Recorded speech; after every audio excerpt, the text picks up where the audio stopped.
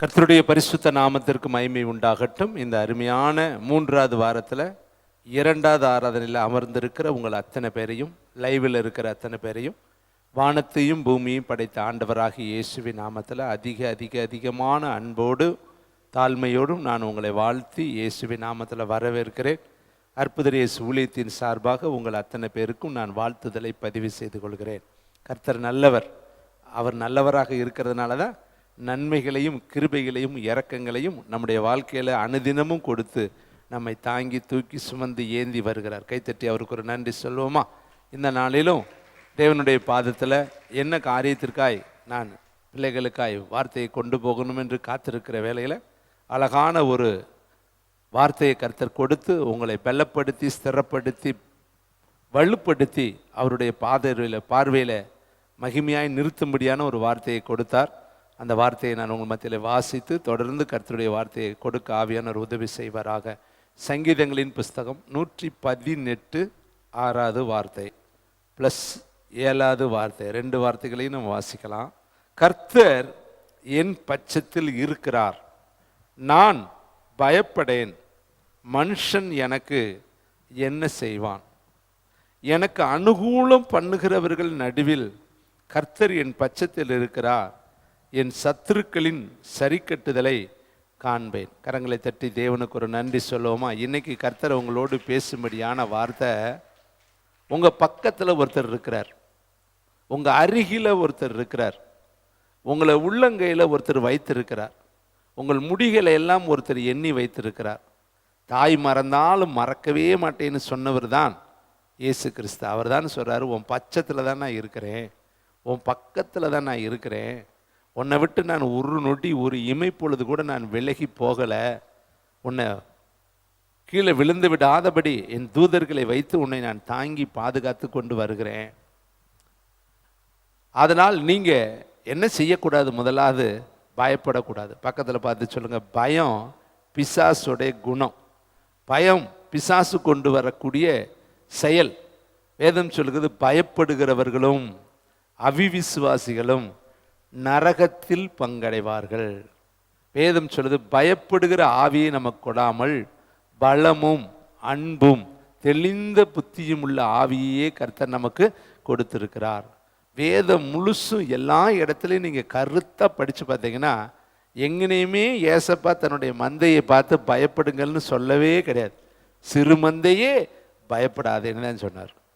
சீசர்களை பார்த்து படகுல போகும் பொழுது கடல் கொந்தளித்தது, காற்று பலமாய் வீசியது. இன்னைக்கு ஒருவேளை உங்கள் வாழ்க்கையில் உங்கள் குடும்பம் கொந்தளிக்கலாம், கணவன் கொந்தளிக்கலாம், மனைவி கொந்தளிக்கலாம், வேலை ஸ்தலங்கள் கொந்தளிக்கலாம், உங்கள் சரீரமே கொந்தளிக்கலாம், உங்கள் மனது 24 மணி நேரமும் அது வித்தியாசமான நிலையில் உங்கள் இருதயம் காணப்படலாம். கொந்தளித்து கொண்டே கடல் போல பொங்கி கொண்டே இருக்கலாம், எப்பக்கத்திலும் சீற்றங்கள் எழும்பி கொண்டு இருக்கலாம். வேதம் சொல்லுது, கடைசி காலத்தில் கடலின் அலைகள் முழக்கம் அதிகமாக இருக்கும். உங்களுக்கு பிரச்சனைகள் அதிகமாக இருக்கலாம், போராட்டங்கள் அதிகமாக இருக்கலாம்.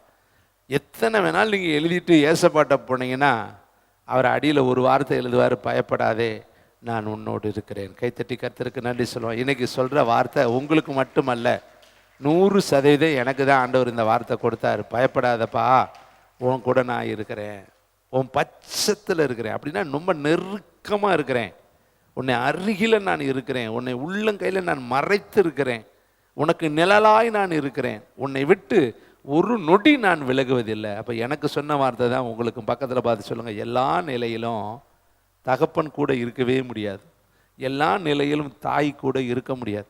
எவ்வளோதான் நேசித்து கல்யாணம் முடித்தாலும் அந்த நேசித்த நபர் நம்மோடு இருக்க முடியாது. நம்ம எவ்வளோதான் பிள்ளைகளை நேசித்து வழிநடத்தினாலும் அந்த நேசக்கார பிள்ளைகள் நம்மோடு கூட இருக்க முடியாது. ஆனால் எல்லா நேரத்திலையும் நம்மோடு இருக்கிற ஒரே ஒருவர் ஏசப்பா மட்டும்தான். கைத்தட்டி கர்த்தருக்கு நன்றி சொல்லுங்கள்.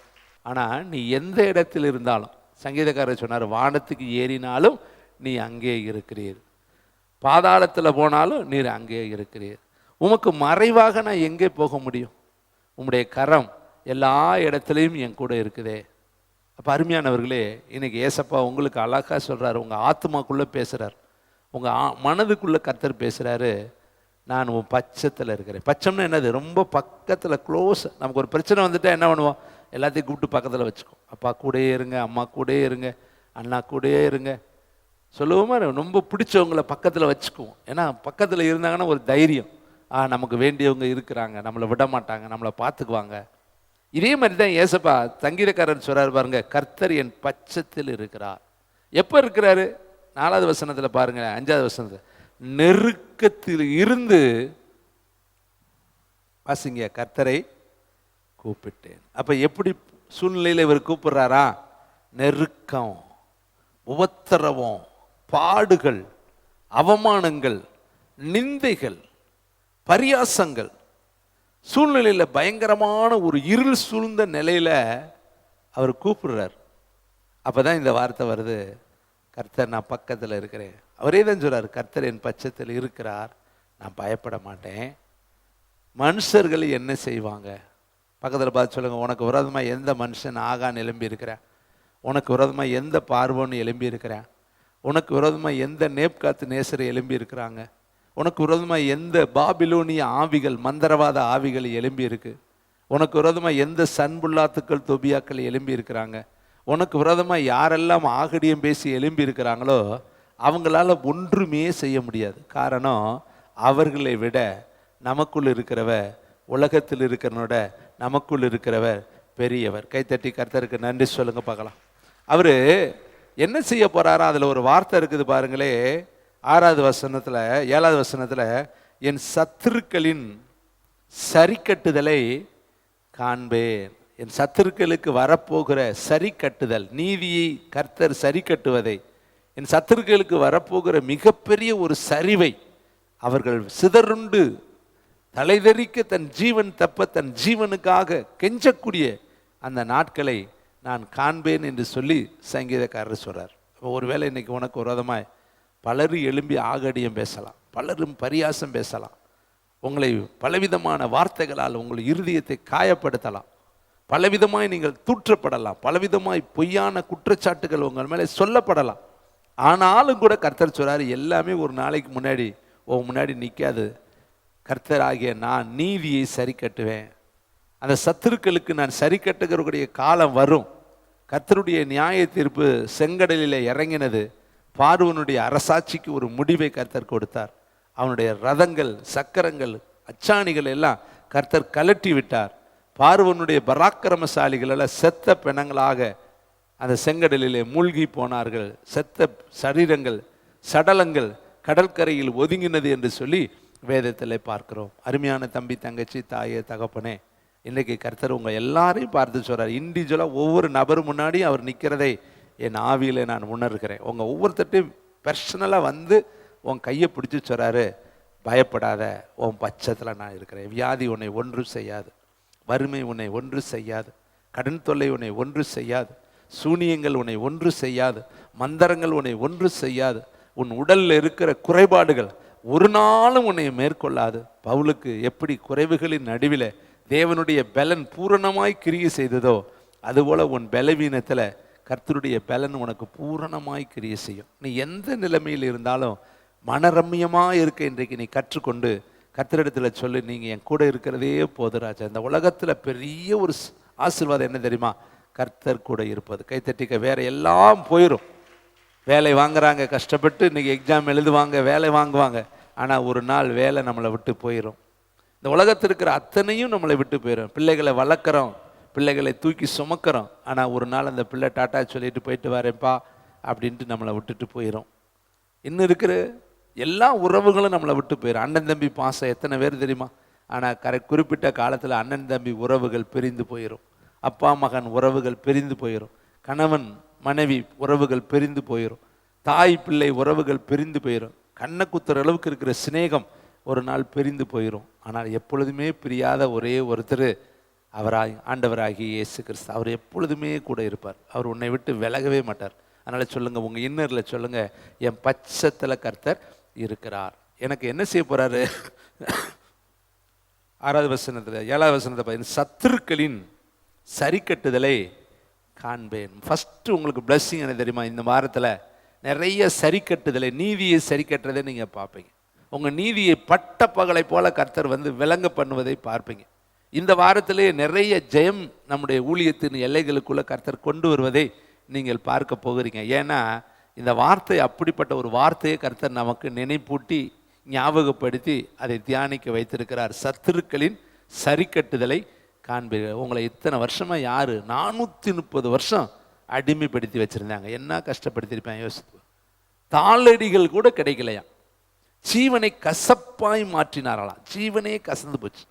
உயிரே அவங்களுக்கு கசப்பாக இருக்கு. எதுக்குடா வாழ்கிறேன், செத்துட்டா பரவாயில்லே, இவன்கிட்ட அடிபட்டு சாகிறத விட பேசாமல் நம்மளா தற்கொலை பண்ணிக்கலாமாங்கிற ஒரு அளவுக்கு கசந்து போயிட்டான் ஜீவன். காலையிலிருந்து கொடுமையாய் வேலை வாங்கினார்களாம், ஒடுக்கினார்களாம், ஜீவனை கசப்பாக்கினார்களாம். ஒருவேளை இங்கே உட்கார்ந்து உங்களுக்கு தேவன் கொடுத்த ஜீவன் கசப்பா தெரியுதா, வருத்தமாக தெரியுதா? ஏண்டா இந்த உலகத்தில் பிறந்தோம், ஏண்டா இந்த உலகத்தில் நம்ம இருக்கிறோம்? அநேகருடைய எண்ணம் அப்படி இருக்குது மனசுக்குள்ளே. நான் இருந்து என்ன பிரயோஜனம், நான் வாழ்ந்து யாருக்கு பிரயோஜனம், என் வாழ்க்கையினால என்ன யூஸு? இதை கேட்குற தம்பி தங்கச்சி, நீ உனக்கு பயன் இல்லாவிட்டாலும் அவருக்கு உன்னால் பயன்படுத்த உன் வாழ்க்கையை கொடுக்க முடியும். தேவனுடைய பிள்ளைகளை, ஒரு நிமிஷம் நீ இயேசுவை பற்றி யாருக்காவது சொன்னேன்னா, அவங்க ஆண்டவரை ஏற்றுக்கொண்டாங்கன்னா அவங்க வாழ்க்கை ஒளிமயமாய் மாறும், அவங்க வாழ்க்கை மகிமையாய் மாறும். அவங்க சொல்லுவாங்க, இவர் வந்து தான் சொன்னாங்க, இதுக்கு நான் எதுவும் மம்பட்டி எடுத்து வெட்டலை, சிலுவை சுமக்கலை, இதுக்காக நான் எதுவும் பல மணி நேரம் செய்யலை. வார்த்தை தாங்க, ஒரு வார்த்தையை இயேசுவை பற்றி நான் சொல்லிட்டு போனேன். அந்த வார்த்தையை கர்த்தர் விளைய செய்தார். நீங்களும் நான் யாருக்குமே பிரயோஜனம் இல்லை என்று நினைக்காதீங்க. யாருக்காவது கர்த்தர் உங்களை பிரயோஜனப்படுத்த அவர் வல்லமையுள்ளவர். நீங்கள் ஆண்டவர்கிட்ட சொல்லுங்கள், ஏசப்பா என்னை பயன்படுத்துங்க, என்னை பயன்படுத்துங்க, என்னை பயன்படுத்துங்க, என்னை பயன்படுத்துங்கன்னு கேளுங்க. எந்த மனுஷனையும் பிரகாசிப்பிக்கிற பேரொளி அவர். உன்னை படைக்கும் பொழுதே உன்னை குறித்து ஒரு திட்டம் வைத்திருப்பார். பாருங்க, நாகமான குஷ்டரோகிங்க, அசீரியா நாட்டில் இருக்கக்கூடிய ஒரு குஷ்டரோகி, பெரிய படை தளபதி. அவன் இஸ்ரவேல் நாட்டுக்கு வந்து கற்பனை உலகத்தில் வர்றேன், நிறைய கற்பனை அவனுக்கு. நான் போனோடனே ஒரு படைத்தலைவன், ஒரு இராணுவ கேப்டர், இராணுவ அதிகாரி, அவனுக்கு கொடுக்குற வேண்டிய மரியாதை இருக்குது. இப்போ நம்ம பாகிஸ்தான் அதிகாரி நம்ம நாட்டுக்கு வந்தாங்கன்னா நம்ம நாட்டில் அவருக்கு நிறைய மரியாதை கொடுக்கணும். முப்படை தலைவராக இருக்கலாம் அல்லது தனிப்படை தளபதியாக இருக்கலாம். ஒரு படைத்தலைவர்களுக்கும் சில மரியாதைகள் இருக்குது. அந்த மரியாதைகளை செலுத்தி தான் அடுத்த நாட்டு இராணுவம் வரவேற்கணும், அவங்களுக்கு அங்கே பாதுகாப்பு கொடுக்கணும், எல்லாம் செய்யணும். ஆனால் அந்த இஸ்ரவேல் நாட்டுக்குள்ளே வந்திருக்கிற அந்த அசிரியா நாட்டு படைத்தலைவனுக்கு ஒரு மரியாதையுமே கிடையாது. அவங்க சொல்கிறாங்க, அங்கே போ அப்படின்னு. இங்கே வந்தால் அவன் கற்பனை பண்ணிக்கிட்டே வர்றேன். நம்ம எலிசா நம்மளை பார்த்த உடனே என்னெல்லாம் செய்வார், இப்படி தொடுவார், தடவுவார், அல்லது ஏதாவது ஒன்று பண்ணுவார்னு பார்த்தா இந்த எலிசா சட்டையே பண்ணலை. போய் அந்த யோர்தான் நதியில் ஒரு 7 தடவை முக்கிட்டு எந்திரிச்சு போ, உன் பிள்ளை சரீரம் சிறு பிள்ளை மாதிரி மாறிடணும். அவனுக்கு வந்துச்சே கோபம். ஒரு மரியாதை இல்லாத அன்ரெஸ்பெக்டட் நபராக இருக்கான். எனக்குன்னு ஒரு தராதரம் இருக்குது, ஒரு தகுதி இருக்குது, ஒரு மதிப்பு இருக்குது, ஒரு மரியாதை இருக்குது. என்னை வந்து மதிக்க கூட மாட்டேறேன், முகத்தை கூட பார்க்க மாட்டேறேன். நான் இந்த நதியில் குளிக்கிறதுக்கு பதிலாக எங்கள் ஊரில் 2 நதி இருக்குது, போய் அங்கே குளிக்கிறேன்னு சொல்லும் பொழுது வேலைக்காரன் சொன்னேன், ஐயோ பெரிய காரியமாக சொன்னார், சின்ன காரியம் தானே சொன்னார், அது செய்கிறது எவ்வளோ முக்கியம், என் முக்கியதான் நீ பார்வே. கடைசியில் வலிக்கு வர்றேன், முக்குனேன், எலும்புனேன், 6 தடவை முக்குனேன், ஒன்றும் நடக்கலை. 7ஆவது தடவை முக்கி எந்திரிக்கும் பொழுது குழந்தையுடைய சரீரமும் வந்துருச்சு. கை தட்டுங்க. அவன் கையில் அவ்வளவு அழகான பிஞ்சு கை, அழகான விரல், பிஞ்சு கை போல் அவனுடைய விரல் மாறிடுச்சு. சின்ன பிள்ளைக்கு எவ்வளோ அழகாக இருக்கு கை.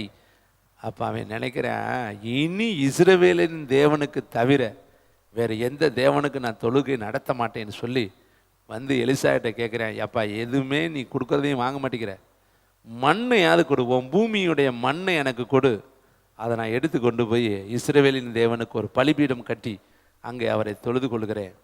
ராஜாவுக்கு கைலாகு கொடுக்கணும், அப்போ மட்டும் நான் அந்த விக்கிரகத்துக்கு முன்னாடி குனிவேன். ஏன்னா ராஜாவுக்கு குனிஞ்சு தூக்கணும், குனிஞ்சு எழுப்பணும். அப்போ ராஜா குனிகிறப்ப நானும் குனிஞ்சு அவரை தாங்கணும் இல்லையா. கைலாகுனா தூக்கி சமக்கிறவன், அவனை சமக்கக்கூடிய ஒரு நபர், தூக்கி விடக்கூடிய நபர். அப்போ மட்டும்தான் குனிவேன். மற்ற நாளில் நான் விக்கிரகத்துக்கு முன்னாடி என்ன செய்ய மாட்டேன், குனிய மாட்டேன். கை தட்டி கர்த்தருக்கு நன்றி சொல்லுங்கள். பாருங்களே, இந்த எலிசா என்ன பிரசங்கம் பண்ணார், ஒரு வார்த்தை தாங்க. அந்த வார்த்தை ஒரு நாகாமானுடைய வாழ்க்கையவே மாற்றி அந்த இஸ்ரவேலுடைய பலிபீடம் அசிரியா நாட்டுக்குள்ளே போகும்படியாக கர்த்தர் என்ன பண்ணிட்டார்? கிருபை பாராட்டினார். இன்னைக்கு ஓ மூலியமாக கர்த்தருக்கு நிறைய காரியம் செய்வார். நீ அறியாத காரியத்தை வச்சிருக்கிறாருங்க.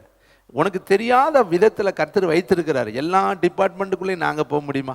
எல்லா காம்ப்ளெக்ஸ்குள்ளேயும் நாங்கள் போக முடியுமா? இப்போ நீங்கள் எல்லாம் குடியிருக்கிற இடத்துக்குள்ளே நாங்கள் வர முடியுமா? நாங்கள் வர முடியாத இடத்துல தான் கர்த்தர் உங்களை வச்சிருக்கிறார்.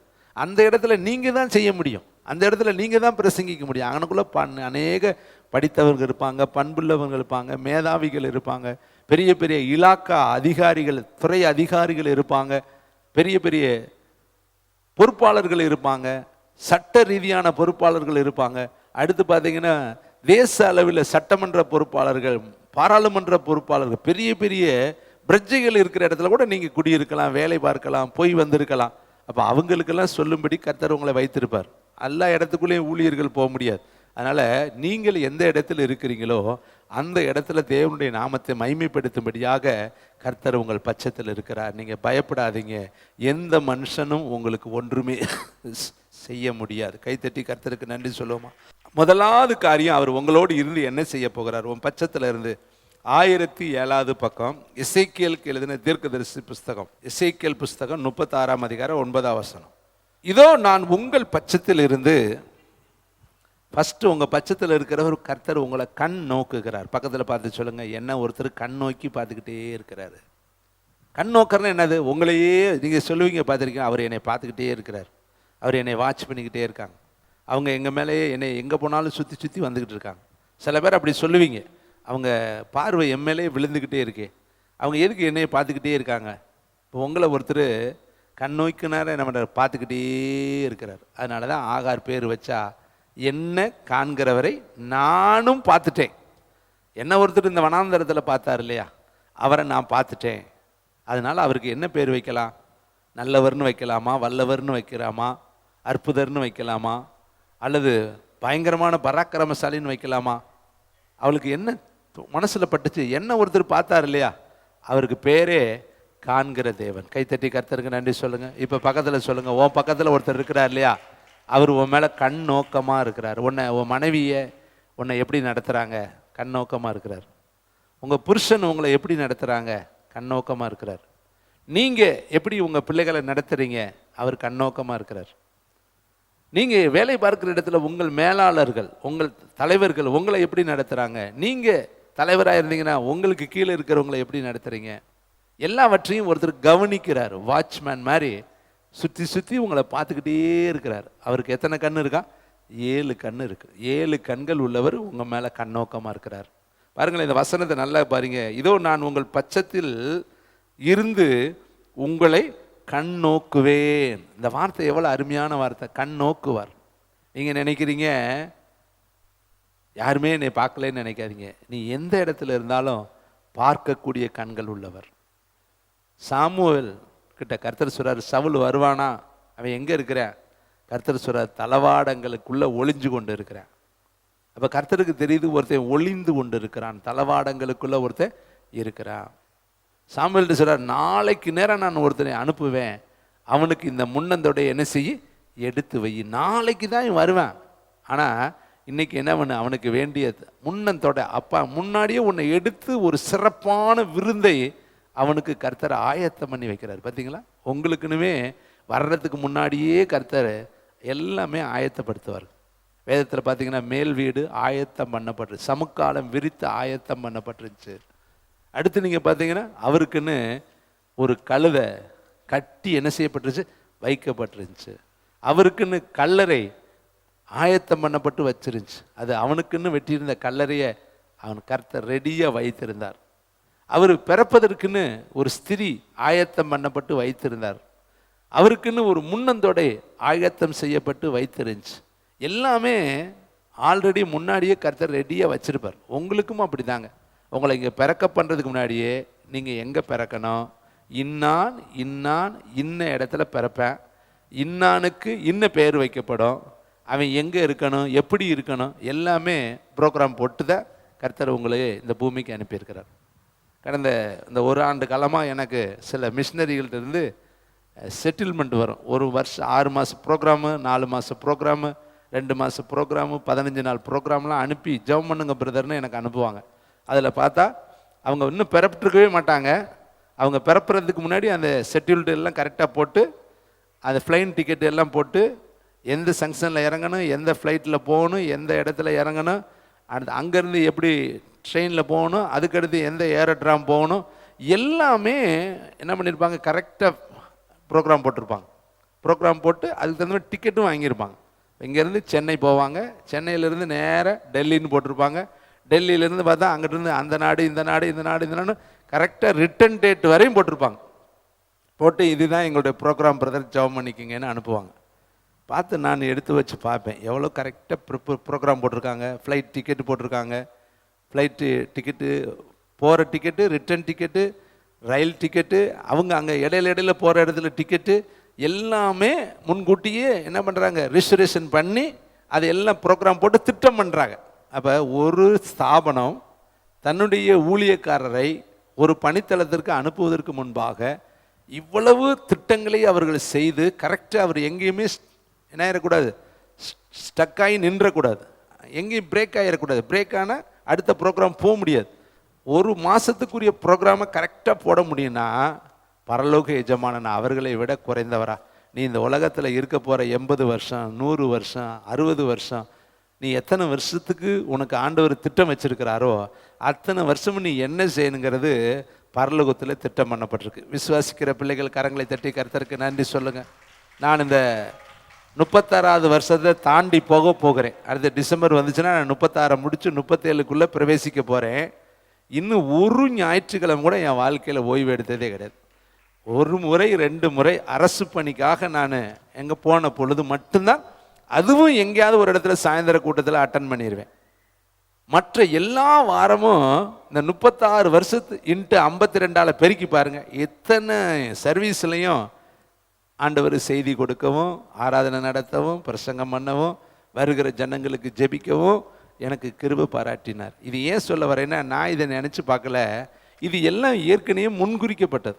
என்னை ரட்சிப்புக்குள்ளே நடத்தின என் சகோதரிகள் பின்னாடி உட்காந்துருக்குறாங்க. அவங்க தான் எனக்காக பிரயாசப்பட்டு வேதத்தை வாங்கி கொடுத்தவங்க, ஜெபிக்க சொன்னவங்க, நடத்தின. அவங்களுக்கெல்லாம் இந்த பாக்கியம் இல்லை, ஆனால் எனக்கு இந்த பாக்கியத்தை கர்த்தர் என்ன செஞ்சுருக்கிறாரு, கொடுத்துருக்கிறார். அப்போ யாரை கொண்டு எப்படி நடத்த தேவன் திட்டம் வச்சிருக்கிறாரோ அவர்களை கொண்டு அப்படி செய்து அவருடைய நாமத்தை அவர் என்ன செய்வார், மகிமைப்படுத்துவார். கரந்தட்டி கர்த்தருக்கு நன்றி சொல்லுங்கள். இப்போ சொல்லுங்கள், என் மேலே ஒருத்தர் கண்ணோக்கமாக இருக்கிறார். பக்கத்தில் சொல்லுங்கள், சிஸ்டர் கவலைப்படாதீங்க, யாருமே உங்களை கவனிக்காட்டியும் பரவாயில்ல, விட்டுருங்க. நீங்கள் நினைக்கிறீங்க என் மேலே அக்கறை செலுத்த ஆள் இல்லை, என்னை விசாரிக்க ஆள் இல்லை, எனக்கு வேலை வாங்கி கொடுக்க ஆள் இல்லை, எனக்கு ரெண்ட்டு கட்ட ஆள் இல்லை, அல்லது எனக்கு வேலைக்கான வழிகளுக்கு ஆலோசனை சொல்ல ஆள் இல்லை, ஒரு நல்ல மாப்பிள்ளையை கண்டுபிடிச்சி கொடுக்க ஆள் இல்லை. எல்லாத்துக்குமே ஆள் இல்லை தான். ஆனால் ஒருத்தர் இருக்கிறார் எல்லாத்தையும் செய்ய, அவர் தான் ஆண்டவராகிய இயேசு. ஒரு ஏற்ற மணவாளனை கொடுப்பார். நீ பேசாமல் இரு, நீ துற வண்டியில் உட்காந்து துற வண்டியிலே காத்துரு, ஜெபம் பண்ணிக்கிட்டே இரு, நீ பேசாமல் பெற்றோருக்கு அடங்கி கீழ்ப்படி, உன்னை தேடி ஈசாக்க கர்த்தர் கொண்டு வர்றது அவருடைய வேலை. ஏற்ற காலத்தில் அதினதின் காலத்தில் நேர்த்தியாக செய்வார். கைத்தட்டி கர்த்தருக்கு நன்றி சொல்லுங்கள். பாருங்களேன், கண்ணோக்கமாக இருந்து அடுத்து என்ன பண்ணுவாரா, உங்களை பண்படுத்தப்பட்டு, நீங்கள் பண்படுத்தப்பட்டு விதைக்கப்படுவீர்கள். உங்களை ஆண்டவர் அப்படியே பக்குவப்படுத்தி விதைப்பர். விதைன்னு என்னது, விதை நிலத்தில் விழுந்து சாகாவிட்டால் பலன் தராது, செத்ததை ஆகில் மிகுந்த பலனை தரும். உங்களை விதையாக மாற்றுவார். சில விதைகள் பார்த்துருக்கிறீங்களா, சொல்லுவாங்க இது சாவி விதைங்க, உள்ள ஒன்றுமே கிடையாது, இதெல்லாம் போட்டால் முளைக்கவே முளைக்காது. அப்போ விதைன்னா என்னது, நல்ல பருவமாக இருக்கணும். பார்த்தீங்கன்னா கடலையை நல்ல கடலையாக எடுத்து வைப்பாங்க, சோளங்களை நல்ல சோளங்களை எடுப்பாங்க, நெல்லுகளை நல்ல நெல் மணிகளை எடுப்பாங்க. எல்லா விதைகளுமே தரமானதை பார்ப்பாங்க. விவசாயிகளுக்கு தெரியும் இது தரமானது, இதை வச்சா விளையும், இதை வச்சா அடுத்து கனி வரும், அடுத்து செடி வரும், இது பலன் கொடுக்கும் அப்படின்னு சொல்லி அதுக்குன்னு தனியாக ஒதுக்குவாங்க. சில இதை சொல்லுவாங்க இது சாவியாக போச்சு பயன்படாது. கர்த்தர் உங்களை என்ன செய்ய போகிறாரா, உங்களை பண்படுத்துகிற, இதுதான் பண்படுத்துகிற இடம், இதுதாங்க வயல், இதில் தாங்க கர்த்தர் உங்களுக்கு ஒவ்வொரு வாரமும் அடிக்கடி நீர் கொடுத்து, ஏசாயா தீர்க்கதரிசி புத்தகத்தை வாசிச்சு பாருங்க, அதுக்கு என்ன செய்வாரா, ஒவ்வொரு நாளும் அதுக்கு என்ன கொடுப்பாரா, வசனத்துக்கு தண்ணி ஊற்றி அதை பாதுகாத்து அதை வழிநடத்தி அதை நான் என்ன செய்வேன், ஆசீர்வதிப்பேங்கிறாரு. அதுக்கு நல்ல தண்ணி கொடுத்து ஒவ்வொரு நாளுமே அதை போஷிக்கு வரான். 27ஆம் அதிகாரம் 3ஆம் வசனம், கர்த்தராகிய நான் அதை காப்பாற்றி ஒரு செடி இருக்குன்னு வச்சுங்களேன், நம்ம என்ன காப்பாற்றுறது? நம்ம காப்பாற்றின உடனே அது காப்பாற்றிடுமா? நம்ம வீட்டுக்கு போன ஒருபாடு அது ஏதாவது ஒன்று அடித்து போட்டால் என்ன பண்ணுவேன்? அப்போ இரவும் பகலும் செடியை ஒருத்தர் பாதுகாக்கிறார். செடியவே பாதுகாப்பாருன்னா உன்னையும் என்னையும் எப்படி அவர் பாதுகாப்பார்? பாருங்களே, அதை நான் காப்பாற்றி அடிக்கடி அடிக்கடி அடிக்கடி, அந்த வார்த்தை ரொம்ப முக்கியம். இதை தான் லூக்காவில் பார்க்குறோம். அவள் அடிக்கடி வந்து என்னை அலட்டாதபடிக்கு. அப்போ அலட்டுறதுங்கிறது ஒரு பெரிய கிஃப்ட்டுங்க. அதனால தான் 80 நாள் அடிச்ச ஜபத்தையே சொன்ன ஜபத்தையே சொல்லிக்கிட்டு இருக்கிறோம். அநேகருக்கு கேட்பாங்க, என்னங்க நேற்று தானே பண்ணணும், எங்க நேற்று தான் சாப்பிட்டேன், இன்றைக்கி சாப்பிடவே மாட்டேங்கிறான். சரி, நேற்று தான் தூங்குனீங்க, இன்றைக்கி தூங்கவே மாட்டீங்க. நேற்று தாங்க நீங்கள் அங்கங்கே பிரயாணம் பண்ணீங்க, இன்றைக்கி பிரயாணமாக பண்ணலை. எல்லாமே செஞ்சதை தானே செய்கிறோம். அப்போ ஜெபம் மட்டும் அதவே சொன்னால் உடனே என்ன சொல்கிறது? சும்மா சும்மா போய் ஜெபம் பண்ணுறதா? புதுசு புதுசாக சொன்ன எந்த ஜெபத்துக்காவது பதில் பெற வரையும் பண்ணணுமா இல்லையா? அவள் அடிக்கடி போய் என்ன தான் சொன்னா? நியாயம் செய்யும், நியாயம் செய்யும், நியாயம் செய்யும், நியாயம் செய்யும், நியாயம் செய்யும்னு சொல்லிக்கிட்டே இருக்கிறான். ஒரு நாளைக்கு அந்த மனுஷனுக்கு மனசுக்குள்ளே குத்திட்டேன். எனக்கு இவ சும்மா வந்து அடிக்கடி என்னை அலட்டுறாளே, அடிக்கடி வந்து என் நிற்கிறாளே, இவளுக்கு நியாயம் செய்ய வேண்டும் என்று தன் இருதயத்திலே சொன்னான். அந்தபடி தம்மை நோக்கி கூப்பிடுகிற தம்முடைய பிள்ளைகளின் விஷயத்தில் நீடிய பொறுமையுள்ளவராக இருந்து அவர்களுக்கு நியாயம் செய்யாமல் இருப்பாரோ, சீக்கிரத்தில் நியாயம் செய்வார். கைகளை தட்டி கர்த்தருக்கு நன்றி சொல்லுங்கள். இப்போ ஒருத்தருக்கு பரிந்துரை செய்கிறாங்க ஒரு முக்கியமான போஸ்ட்டுக்கு, பதவிக்கு. எல்லாருமே போகிறவங்க எல்லாம் ஒருத்தருக்கே சொன்னால் என்ன பண்ணுவாங்க? என்னடா வர்றவங்க பூரா இவரைத்தான் சொல்கிறாங்களே, அப்போ அவர் அவ்வளோ அதிமுக்கியமானவராக இருப்பாரோ? 100 பேர் நம்மகிட்ட இருக்கிறாங்கன்னா 100 பேரும் ஒருத்தரை தான் சொல்கிறாங்க. 200 பேர் இருக்கிறாங்கன்னா 200 பேர் ஒருத்தருக்கு தான் சொல்கிறாங்க. 300 பேர் இருக்கிறாங்கன்னா 300 பேர் ஒருத்தருக்கு தான் ரெக்கமெண்ட் பண்ணுறாங்க. அப்போ இவர் முக்கியமான விஐபி போல இருக்குன்னு அவர் மேலே கவனம் திரும்பும். அப்போ நம்ம பண்ணுற எல்லா ஜெபமும் ஒரே மாதிரி பண்ணோம்னா கர்த்தர் பாப்பாரு, எல்லாருமே இந்த பாப்பாவுக்கு ஜெபம் பண்ணுறாங்களே, எல்லாருமே இந்த பாப்பா மேலே கவனம் வைக்கிறாங்களே, எல்லாருமே இந்த பொண்ணை நேசிக்கிறாங்களே, அப்போ இவங்களுடைய வாழ்க்கையில் நம்ம கிரியை செய்யணுமேனு கர்த்தருடைய கிரிகி அந்த இடத்துல இறங்க ஆரம்பிக்கிறோம்.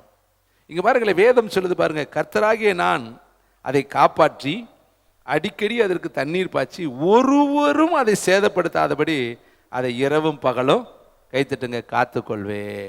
அப்போ உங்களை பண்படுத்தின உடனே என்ன பண்ணுவார் தெரியுமா? ஓரளவுக்கு தெரியுங்க, உங்களை இங்கேயே உட்கார வைக்க மாட்டாருங்க. எந்த தகப்பனாவது தன் பிள்ளைய 18 வயசுக்கு முன்னாடி வச்சுருப்பானா? மீறி போனால் 24 வயசு, இன்னும் கொஞ்சம் போச்சுன்னா 25 வயசு வரையும் கூட அசால்ட்டாக சில அப்பாமார்கள் அம்மாமார்கள் இருப்பாங்க. 26 27 ஆயிட்டா வயிற்றில் கையை வச்சுக்கிட்டு எவனுக்கிட்ட கொடுக்கலாம், யார்கிட்ட ஒப்படைக்கலாம்? ஐயோ பிள்ளைக்கு வயசாகுது வயசாகுது வயசாகுது வயசாகுதுன்னு 30 வயசு ஆச்சுன்னு வச்சுங்க, கேட்பார் இல்லாமல் தள்ளி விட்டுருவாங்க. ஏன்னா வயசாகி போச்சு, அது போயே ஆகணும். அப்போ எல்லாருமே குறிப்பிட்ட ஸ்டேஜுக்கு எடுத்து தள்ள தான் பார்க்குறாங்க. இப்போ பரலோகத்தில் இருக்கிற தேவன் மட்டும் நீ பிறந்த நாளிலிருந்து சாக வரையும் விசுவாசியாகி உட்காந்துருன்னு உங்களை வச்சுருப்பாரா? உங்களை குறிப்பிட்ட ஸ்டேஜுக்கு அடுத்த உடனே உங்களை நல்ல ஜார்ஜ் படுத்தி உங்களை அப்படியே பவுஞ்சு பவுஞ்சா சிதறடிப்பாக இருப்பார். அப்போ நீங்கள் எங்கும் புறப்பட்டு போய் கர்த்தருடைய வசனத்தை சொல்லுவீங்க. கைத்தட்டி கர்த்தருக்கு. இப்படி தாங்க சபை பெருகும். நீ மல்டிப்ளை ஆகணும்னா நீ இங்கே பண்படுத்தப்படணும், நீ தான் எழும்பணும், நீ தான் பிரசங்கிக்க போகணும். அதுக்கு தான் கர்த்தர் வாரந்தோறும் வாரந்தோறும் வாரந்தோறும் வாரந்தோறும் உனக்கு பிரசங்கம் பண்ணிக்கிட்டே இருக்கிறார். இந்த பிரசங்கத்தை கேட்டு நீ பண்பட்டு பண்பட்டு பண்பட்டு பண்பட்டு பண்பட்டு நீ விதையாக மாறிட்டேன்னு வச்சுங்களே, விதையான உடனே அந்த விதை சாக ஆரம்பிக்கும். சாக ஆரம்பித்த உடனே அதுலேருந்து செடி வரும், கொடி வரும், கனி வரும், மரம் வரும், பூத்து குலுங்கு பெருசாக மாறும். அப்போ ஒத்த விதை தாங்க அத்தனைக்கும் ஆச்சு. கைத்தட்டி கர்த்தருக்கு நன்றி சொல்லுங்க. இன்னைக்கு 1990 ஒரு நபராக இருந்த எண்ணெய் இன்னைக்கு எத்தனை நபராக கர்த்தர் மாற்றிட்டார் பாருங்களேன். அன்று ஒன்றாக இருந்த எண்ணெய் இன்னைக்கு எனக்குள்ளிருந்து எத்தனை அழகழகான மதுரங்களையும் அழகழகான கொத்துக்களையும் அழகழகான கனிகளையும் கர்த்தர் எழுப்பியிருக்கார். நான் அது தனிமையாக இருக்கும் பொழுது நான் யோசித்து பார்ப்பேன். அன்றைக்கு ஒரு நாள் நான் இடறி இருந்தால், பின்மாற்றமான சூழ்நிலைக்கு என் மனதை ஒப்பு கொடுத்திருந்தால், அல்லது பழைய நினைவுகளுக்கு நான் என்னுடைய மனதை செலுத்தி இருந்தால், அன்றைக்கு போராட்டங்களை பார்த்து நான் பின்வாங்கி இருந்தால், அல்லது பிரச்சனைகளை பார்த்து நான் மற்றவர்களைப் போல ஒளிந்து கொண்டிருந்தால், இந்த உள்ளங்கையை எழுப்புதலை நான் பார்த்துருக்க முடியாது, என் கூட இருக்கிறவங்க ருசித்திருக்க முடியாது. இனி வருகிற நாட்களில் இந்த எழுப்புதல் அநேகருக்கு இது இன்னும் பெரிய எழுப்புதலுக்கு விதையாக இது அமையும். கைத்தட்டி கர்த்தருக்கு நன்றி சொல்லுங்க. ஏன் இதை உங்களுக்கு சொல்கிறேன்னா, ஒருத்தர் குனிஞ்சா தாங்க இன்னொருத்தர் மேலே ஏற முடியும். அவங்க குனிஞ்சா தாங்க இன்னொருத்தர் மேலே. ஒருத்தர் தன்னை விற்று போடணும். கர்த்தருக்காக யாராவது ஒரு நபர் தன்னை தாழ்த்தும் பொழுது அடுத்தடுத்த நபர்கள் எழும்ப ஆரம்பிச்சிருவாங்க. பாருங்க, ஒரு குடும்ப தலைவன் கீழ்ப்படிஞ்சிட்டாருன்னு வச்சுங்களே, மனைவி தானா கீழ்ப்படிஞ்சிருவாங்க, பிள்ளைகள் தானா கீழ்ப்படிஞ்சிரும். அப்போ அந்த குடும்பமே கர்த்தரை தேடும். அவங்க சந்ததிகள் எல்லாம் உங்கள் பிள்ளைகள் கர்த்தரால் போதிக்கப்பட்டிருப்பாங்க. ஆனால் அந்த குடும்ப தலைவர் கீழ்ப்படியிலேன்னு வச்சுங்களே, மனைவி எப்படி கீழ்ப்படிவாங்க? கணவன் ஒரு திசை, மனைவி ஒரு திசை, பிள்ளைகள் ஒரு திசை. கடைசியில் பார்த்தா அந்த குடும்பம் சின்ன பின்னமாய் சிதறி கிடக்கிறதை நம்ம பார்த்துருக்குறோம், கேள்விப்பட்டிருக்கிறோம், அனுபவிச்சிருக்கிறோம். அநேக இடங்களில் நாங்கள் பார்த்து வருத்தப்பட்டிருக்கிறோம். நல்ல ஜெபத்துக்கு வந்தாங்களே, குடும்பமாக கர்த்தரை ஆராதிச்சிருந்தா எவ்வளவு நன்மை இருந்திருக்கும், எவ்வளவு பாதுகாப்பு. பாருங்கள், இங்கே உள்ள எல்லாத்துக்கும் ஜெபம் பண்ணிக்கிட்டே இருக்கிறோம். தினோடு சாயந்தரம் ஜெபத்துக்கு வந்து பாருங்கள், உங்களுக்கு எவ்வளவு பாதுகாப்புக்கு ஜெபம் பண்ணுறோம். நீங்கள் எங்கேயோ இருப்பீங்க, ஆனால் உங்கள் பெயரை சொல்லாமல் இந்த ஊழியத்தில் இருக்கிறத ஒவ்வொரு குடும்பத்தையும் நாங்கள் சொல்லும் பொழுது நீங்கள் அதில் மிங்கில் ஆயிடுவீங்க. இந்த ஊழியத்தினுடைய இடத்துக்குள்ளே நீங்கள் எல்லோரும், நம்மெல்லாம் ஒரே குடும்பம். குடும்பத்தை அற்புத இயேசு ஊழியத்தில் இருக்கிற எல்லா பிள்ளைகளையும் பாதுகாத்து கொள்ளுங்க, ஆசீர்வதிங்க. அப்போ தினோலும் உங்களுக்காக இங்கே ஜெபம் நடந்துக்கிட்டே இருக்கும் பொழுது நீங்கள் எந்த இடத்துல பிரயாணம் பண்ணினாலும் தேவனுடைய பலத்த பாதுகாப்பு ஓங்கிய புயம் உங்களை மதிலாய் சூழ்ந்திருக்கு. ஹல்லேலூயா! இந்த சந்தோஷம் உங்களுக்கு இருக்குதா? ஏன் நீங்களும் மற்றவர்களுக்கு அரணா இருக்கக்கூடாது? அவர் சொல்றாரு பாருங்க, பண்படுத்தப்பட்டு அப்புறம் நல்ல விதையா நீங்க மாறிட்டீங்கன்னா உங்களை விதைக்க கொண்டு போயிடுவார். கை தட்டிக்கார். அப்ப நீங்க ரெடியா ஆயிருங்க. கர்த்தர் உங்கள் பட்சத்தில் இருக்கிறார். ஒருத்தருக்கும் பயப்படாதீங்க. அருமையான ஒரு தேவனுடைய ஊழியக்காரர் சுங்க இலாக்காத்துறை, வருமான வரித்துறையில் வேலை பார்த்தார். இப்போதான் ஓட்டத்தை முடிச்சு நித்திய ராஜ்யத்துக்குள்ளே பிரவேசித்துட்டார். உலக புகழ் பெற்ற தேவ ஊழியக்காரர். அது அநேகருக்கு நான் சொல்கிற சாட்சியிலே தெரிஞ்சு பேர் யாருன்னு, நம்ம பேர் சொல்லக்கூடாது. அவர் ஆண்டவர் ஊழியத்துக்கு அழைச்சார், ஊழியத்துக்கு வந்துட்டார். ஊழியத்துக்கு வந்த உடனே முதல் மாதம் ஊழியத்தை செய்கிறாரு. கிராமம் கிராமம் தெரு தெருவாய் ட்ராக்ஸ் கொடுக்குறதுல ரொம்ப இன்ட்ரெஸ்டான ஊழியக்காரர். அதிகாலை ஜபம், தெருக்களில் பிரசங்கம் பண்ணுறது, சுவிசேஷகர், எழுத்தாணி என்று பல பேர்கள் அவருக்கு கர்த்தர் கொடுத்தாரு. ஒரு மாதம் முடிந்த உடனே ஆண்டவரிடத்தில் போய், ஆண்டவரே, போன மாதம் வரையும் அரசாங்கத்தில் நான் பணியாற்றினேன்னு வேலை செய்தேன், அவங்கள்ட்ட சம்பளம் கொடுத்தாங்க. இந்த மாதம் முழுசும் நான் வேலையெல்லாம் விஆர்எஸ் கொடுத்துட்டு உங்களுடைய பணியை செய்திருக்கிறேன், வேலையால் கூலிக்கு பாத்திரன். அதனால் உங்களிடத்தில் வந்து முதல் மாத சம்பளத்துக்காக நான் என்ன செய்கிறேன், என்னுடைய குடும்ப தேவைக்கு நான் யார்கிட்டையும் போய் நிற்க முடியாது இல்லையா, அதனால் உங்கள்கிட்ட நியாயமான, நீங்கள் எஜமானன், நான் வேலைக்காரன் கூலிக்கு பாத்திரவான். அதனால் உம்மிடத்தில் ஜெபிக்கிறேன் ஆண்டவரே, நாங்கள் இந்த மாதத்துலேருந்து எங்களுடைய குடும்பத்தை நடத்த பிள்ளைகள் இருக்காங்க, அவங்களுக்கு நான் என்ன செய்வது, இனி எப்படி என்னுடைய வாழ்க்கை, யாரிடத்துல போய் நான் இருப்பது, நீ வளைச்சொன்னீர், நான் வந்துட்டேன், ஊழியம் செய்ய சொன்னீர், ஊழியம் செஞ்சுட்டேன், இனி நான் என்ன செய்வது, என்னுடைய இந்த மாத தேவைக்கு நான் என்ன செய்வது. அப்போ ஆண்டவர் சொன்னாரா, உன்னுடைய சம்பளத்தை நீ நிர்ணயம் பண்ணுனாராம். உன் சம்பளத்தை யார் நிர்ணயம் பண்ணுறது? நீ அரசாங்கத்தில் இருக்கப்ப நிறைய உலக அரசாங்கத்தில் உனக்கு சம்பளம் கொடுத்தாங்க, வாங்கினேன். இப்போ பரலோக அரசாங்கத்துக்கு நீ வேலைக்கு வந்துட்டு இல்லையா, உன்னுடைய சம்பளத்தை நிர்ணயம் பண்ண, உன்னுடைய பேமெண்ட்டு எவ்வளோங்கிறத நம்மளில் பார்த்து சொன்னால் பேசிக் பே, அடுத்து டிஏ, ஹச்ஆர்ஏ, என்னென்னமோ இருக்குது, நிறையா இருக்குது. இது மாதிரி நீ ஒரு சர்க்குலர் போட்டு வாப்பா, உனக்கு எவ்வளோ சம்பளம் வேணும்னு, உன்னுடைய வேலைக்கு தகுந்த சம்பளம் எவ்வளோன்னு நீ என்கிட்ட சொல்லு, வரும்பொழுது அதற்குரிய டைத்து தசமபாகத்தோடு நீ வந்துரு, நான் உன்னை ஆசீர்வதிக்கிறேன்ட்டார். அப்போ 1,00,000 ரூபா அவர் சம்பளம் கேட்டார்னா 10,000 ரூபா தசமபாகத்தோடு அவர் அங்கே போயிடணும். 2,00,000 ரூபா சம்பளம்னா 20,000 ரூபா சம்பளத்தோடு தசமபாகத்தோடு அவர் அங்கே போகணும். 50,000 எனக்கு சம்பளம் போதும்னா 5,000 ரூபா தசமபாகத்தோடு போகலாம். 1000 ரூபா தான் எனக்கு சம்பளம்னா 100 ரூபா கொண்டுட்டு போகலாம். 100 ரூபா சம்பளம்னா எனக்கு 10 ரூபா நீ கொண்டு போகலாம். 10 ரூபா சம்பளம்னா 1 ரூபா கொண்டுட்டு வா. நீ முதல்ல தசமபாகத்தை கொண்டு வந்து என் ஆலயத்தில் வை, நான் உடனே அதை பார்த்துட்டு உனக்கு 10 மடங்கு நான் தர்றேன்னாரான். அப்போ எங்கே இருக்குது ஆசீர்வாதம்? எங்கே இருக்குது? உன் விளைவின் முதற் பலனால் என்னை கனம் பண்ணுன்னு தானே எழுதியிருக்கு. நீ எம்பிட்டு கேட்குறேன்னு எனக்கு என்னப்பா தெரியும்? உன் மனசுக்குள்ளே நீ எவ்வளோ எதிர்பார்க்குற? நீ ஒருவேளை அரசாங்கத்தில் இருக்கிறப்ப எவ்வளோ வாங்கியிருக்கலாம், பல லட்சங்கள் கையில் வாங்கியிருக்கலாம். இப்போ அரசு துறையில் நிறைய சம்பளங்கள் நிறைய வாங்குறாங்க, கை நிறையா. அது மாதிரி நீ எதிர்பார்க்கலாம், 2 லட்சம் 3 லட்சம் கூட எதிர்பார்க்கலாம். நான் தர ரெடியாக இருக்கேன், ஆனால் எவ்வளவுங்கிறத நீ தான் ஃபிக்ஸ் பண்ணணும். அது உரிய டைத்த தசமபாகத்தை கொண்டு வந்து என்னுடைய ஆலயத்தில் வை, ஆகாரம் உண்டாகி இருக்க முடியும். அவர் வாங்கிட்டு போய் என்ன பண்ண போகிறார்? வெள்ளியும் அவரது, பொண்ணும். நம்ம கொடுக்குற காசெல்லாம் அவருக்கா? அவர் வாங்கி கொண்டு போய் எதுவும் சமையல் பண்ணி சாப்பிட்றாரா? இல்லைங்க. ஆலயத்தில் ஆகாரம் உண்டாகி இருக்கும்படி, ஆலயத்தை ஆசீர்வதிக்கும்படி, இதில் பணிவிடை வேலையாட்கள் எல்லாம் அவங்களுடைய தேவைகளுக்காக தான் கர்த்தர் கேட்குறார். ஏன்னா நீ போய் உலகத்தில் வேலை பார்க்குற, இங்கேயும் ஒருத்தன் வேலை பார்த்துக்கிட்டு இருப்பான்ல, 24 மணி நேரம் அவனுக்கு ஜெபிக்கிற வேலை, துதிக்கிற வேலை, கர்த்தருடைய வேலையை செய்து அவனும் எங்கே போய் கை நீட்டுறது? உலகத்தில் அவனை கை நீட்ட விட முடியாதுல்ல. அவனுடைய தேவைகளுக்கு தானே நான் உன்கிட்ட கேட்குறேன். அப்போ இதில் என்ன சொல்ல வர்றேன்னு நீங்கள் நல்லா புரிஞ்சுக்குங்க. ஒருவன் கர்த்தருக்கு ஊழியம் செய்வான் என்றால் அவனை பிதாவாகிய தேவன் கனம் பண்ணுவார். ஒரு நாளும் உங்களை பிச்சை எடுக்க விட மாட்டார். இன்னைக்கு ஊழியத்துக்கு வர்றதுக்கு கொல்ல பிள்ளைகளுக்கு எப்படிங்க குடும்பம் நடத்த? 2 பசங்களை வச்சுட்டு எப்படிங்க? 2 பசங்களை யார் கொடுத்தா? ஹலோ, இன்னைக்கு அநேகருக்கு பயம். அழைச்சாரா, அழைக்கலையா, தெரிஞ்சாரா, தெரிஞ்சலையா? மோசேயாவது பெயர் சொல்லி கூப்பிட்டாரு. ஆரோனை என்ன சொல்லி கூப்பிட்டாரு? எங்கேயாவது சொல்லுங்க. ஆரோன்கிட்ட நேரடியாக பகிரங்கமாக கூப்பிட்டாரு. ஆரோனன் முகமுகமாக பேசினார், வழிமறிச்சார், குறுக்க நின்னார், வந்தானே இருக்கா? ஆனால் வசனம் சொல்லுது, ஆரோனை போல பெயர் சொல்லி அழைக்காவிட்டால் ஒருவனும் இந்த கனமான ஊழியத்தை செய்யவே முடியாது. ஆனால் மோசைக்கிட்ட கூட பேசினார், மோசைக்கிட்ட கூட தன்னை வெளிப்படுத்தினார். ஆனால் ஆரோன்ட்ட ஒன்றுமே சொல்லலை. சகோதரன் வர்றான் எதிர்கொண்டு, அதெல்லாம் எழுதப்படலை. ஆனால் இன்னைக்கு ஊழியத்திற்கு கூப்பிட்டா நிறைய பேருக்கு உண்மையா தேவை சித்தமா, அந்த ஊழியக்காரர் சொன்னால் வர்றேன், இந்த ஊழியக்காரர் சொன்னால் வர்றேன். ஆண்டவர் என்கிட்ட அப்படியே மோசை மாதிரி இன்னொரு ஆட்ட சீனாய் மலையில் இறங்கி அப்படியே கொதிச்சுச்சுன்னா, சீனாய் மலை துள்ளுச்சுன்னா நான் வர்றேன். இல்லாட்டி பவுலு போல் கண்ணை 2ஐயும் குருடாக்கி விட்டாருன்னா நான் வர்றேன். நீ சவுளு மாதிரி சபையை அடிச்சேன்னா உன்னை குருடாக்குவார். இப்படியே கேள்வியை கேட்டுக்கிட்டே கடைசியில் மேட்டுக்காக அச்சம் உண்டாகி வழியில் பயங்கள் தோன்றி வெள்ளிக்கயிறு கட்டு விட்டு பொற்கினி நசுங்கி ஊற்றி நெருகிய சால் உடைஞ்சு கடைசியில் இலவு கொண்டாடுறே வந்து நின்றுட்டு இருப்பேன். ஐயா எப்போ போக போகிறாரு? வேலையெல்லாம் நிறையா இருக்குது, லீவும் தீர்ந்துருச்சுன்னு. அப்போ போய் முழு நேர ஊழியத்துக்கு வர்றேன் ஆண்டவரே. ஒரு அருமையான கன்வென்ஷன் கூட்டம், நானும் அதில் இருந்தேன். அந்த கன்வென்ஷன் கூட்டத்தில் ஒரு அருமையான என்னை வளர்த்த ஒரு அருமையான தேவ மனுஷர், ரொம்ப அருமையான தேவ மனுஷன். ஆல்டர் கால் பிரசங்கம்னா அப்படியே முடி நட்டமாக நிற்கும், இந்த முடி அப்படியே எந்திரிக்கும், நம்ம உடம்புல இருக்கிற மயிர் இலைகள் எல்லாம் அப்படியே நிமிர்ந்து நிற்கும். அப்படி பிரசங்கம் பண்ணுவாங்க, உயிரை கையில் வச்சுக்கிட்டு பண்ணுவாங்க.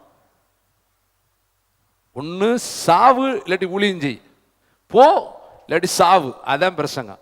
அப்படி தான் போவாங்க. அப்படி ரத்த வேர்வை வேர்த்து பிரசங்கம் பண்ணுவாங்க. அப்படிப்பட்ட செய்தி தான் ஆல்டர் கால் செய்தி. சீவனை பணையம் வச்சு பிரசங்கம் பண்ணுறாரு.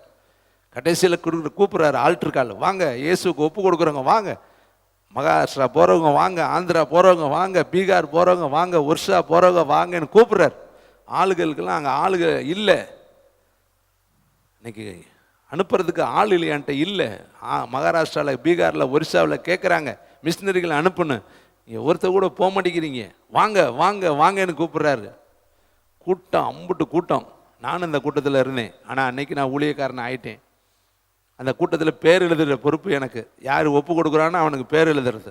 ஓட்டமாக ஓடி போய் அவன் பேரெல்லாம் வாங்கி எழுதி வைக்கிற பொறுப்பு. திடீர்னு பார்த்தா சுத்தமாக தலையில் ஒன்றுமே இல்லை, மொழுக்கு தலையை உள்ள ஒருத்தர் மட்டன்னு வந்து 2 கையும் தூக்கி என்னை ஒப்பு கொடுக்குறேன்னார். ஒரு வாலிப பையன் நிமிந்தே பார்க்க மாட்டேங்கிறேன். கவர்மெண்ட்டில் வேலை பார்க்குறவங்க ஒருத்தர் தலை நிமிந்து ஐயா கூப்பிட்டுருவாருன்னு பேசவே மாட்டேன். அவர் அப்படி சொன்னார், இம்புட்டு பிரசங்க என் உயிரே போனாலும் போயிருக்கோம், இம்புட்டு பேரும் கேட்டுட்டு ஒருத்த கூட ஒப்பு கொடுக்க மாட்டேறீங்க. அது ஒன்றுக்கு இல்லாது கை போய் கால் போய் வாய் போய் பல்லு பூரா போனால் ஒரு ஆள் வந்து ஒப்பு கொடுக்க. இந்த ஆளுங்க நான் மகாராஷ்டிரா அனுப்ப காட்டி இடையிலே செத்து போயிருவேன். இவனை தொட்ட இந்த ஆவியானவர் உங்களையெல்லாம் தொடவே இல்லையா? நிஜமா தொடலையா? இல்லை கேட்கலையா? இல்லை மனசு கடினப்படுத்திட்டீங்களா? சொன்னார், இப்படி இருந்தீங்கன்னா நாங்கள் எப்படியா ஸ்தாபனம் நடத்துறது, மிஷினரி ஸ்தாபனம்? இத்தனை பேர் வந்து 3 நாளாக சோத்தை தின்னு விட்டு 3 நாள் கூட்டம், 3 நேரமும் சாப்பாடு, இடையில ஸ்நாக்ஸு, இடையில டீ, உங்களுக்கு தங்கிறதுக்கு இடம், உங்களுக்கு பஸ் பேரு, உங்களுக்கு அத்தனையும் நாங்கள் செஞ்சோம். பிரசங்கத்தை பூரா காதில் வாங்கிட்டு போய்கிட்டே இருக்கீங்களேடா. இன்றைக்கி நம்மளும் எத்தனை பிரசங்கம் கேட்டுட்டோம். உங்கள் பிரசங்கத்தில் எழுதி வச்சுருக்கிறீங்களா? என் வீட்டுக்கு வந்தீங்கன்னா பீரோவில் ஒரு ட்ராக்கு ஃபுல்லாகவே வெறும் டைரி தான். அது எல்லாம் பார்த்தீங்கன்னா பூரா பிரசங்கம் பண்ண டைரி தான். நான் அப்பப்போ எடுத்து கீழே போடுவேன். முக்கியமான ஏதாவது ஒன்று பழைய இதை பார்க்கணுன்னா பார்த்துட்டு திரும்ப தூக்கி சொத்து மாதிரி மேலே வச்சுருப்பேன். அத்தனை பிரசங்கம். அதெல்லாம் யாருக்கு பண்ணினது?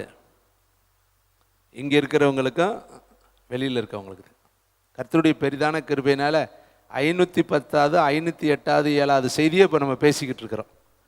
யூடியூப்பில் இருக்குது. அவ்வளவு செய்திகளை யூடியூப்பில் வெளியிட்டிருக்கிறோம்.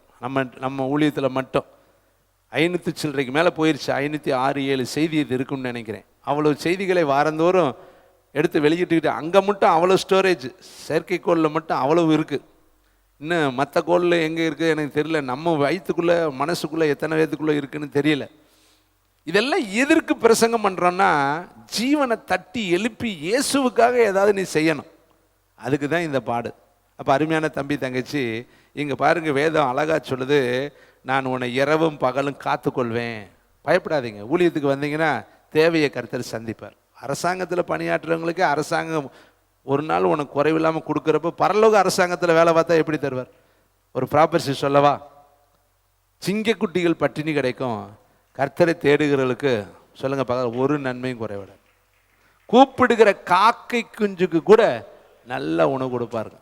ஒரு தேவனுடைய மனிதர் விமான நிலையத்துக்கு போறாரு. அங்கே பெரிய பெரிய உலக அதிபதிகள், உலகத்தில் இருக்கக்கூடிய விஐபிகள், பெரிய பெரிய நபர்கள், பதவியில் இருக்கிறவங்க, பெரிய பெரிய அரசியல் பிரமுகர்கள், மிகப்பெரிய பதவியில் இருக்கிறவங்கெல்லாம் அங்கே விமான நிலையத்தில் அந்த என்ன பண்ணுவாங்க, பரிசோதக வரிசையில் நின்றுட்டு இருக்கிறாங்க.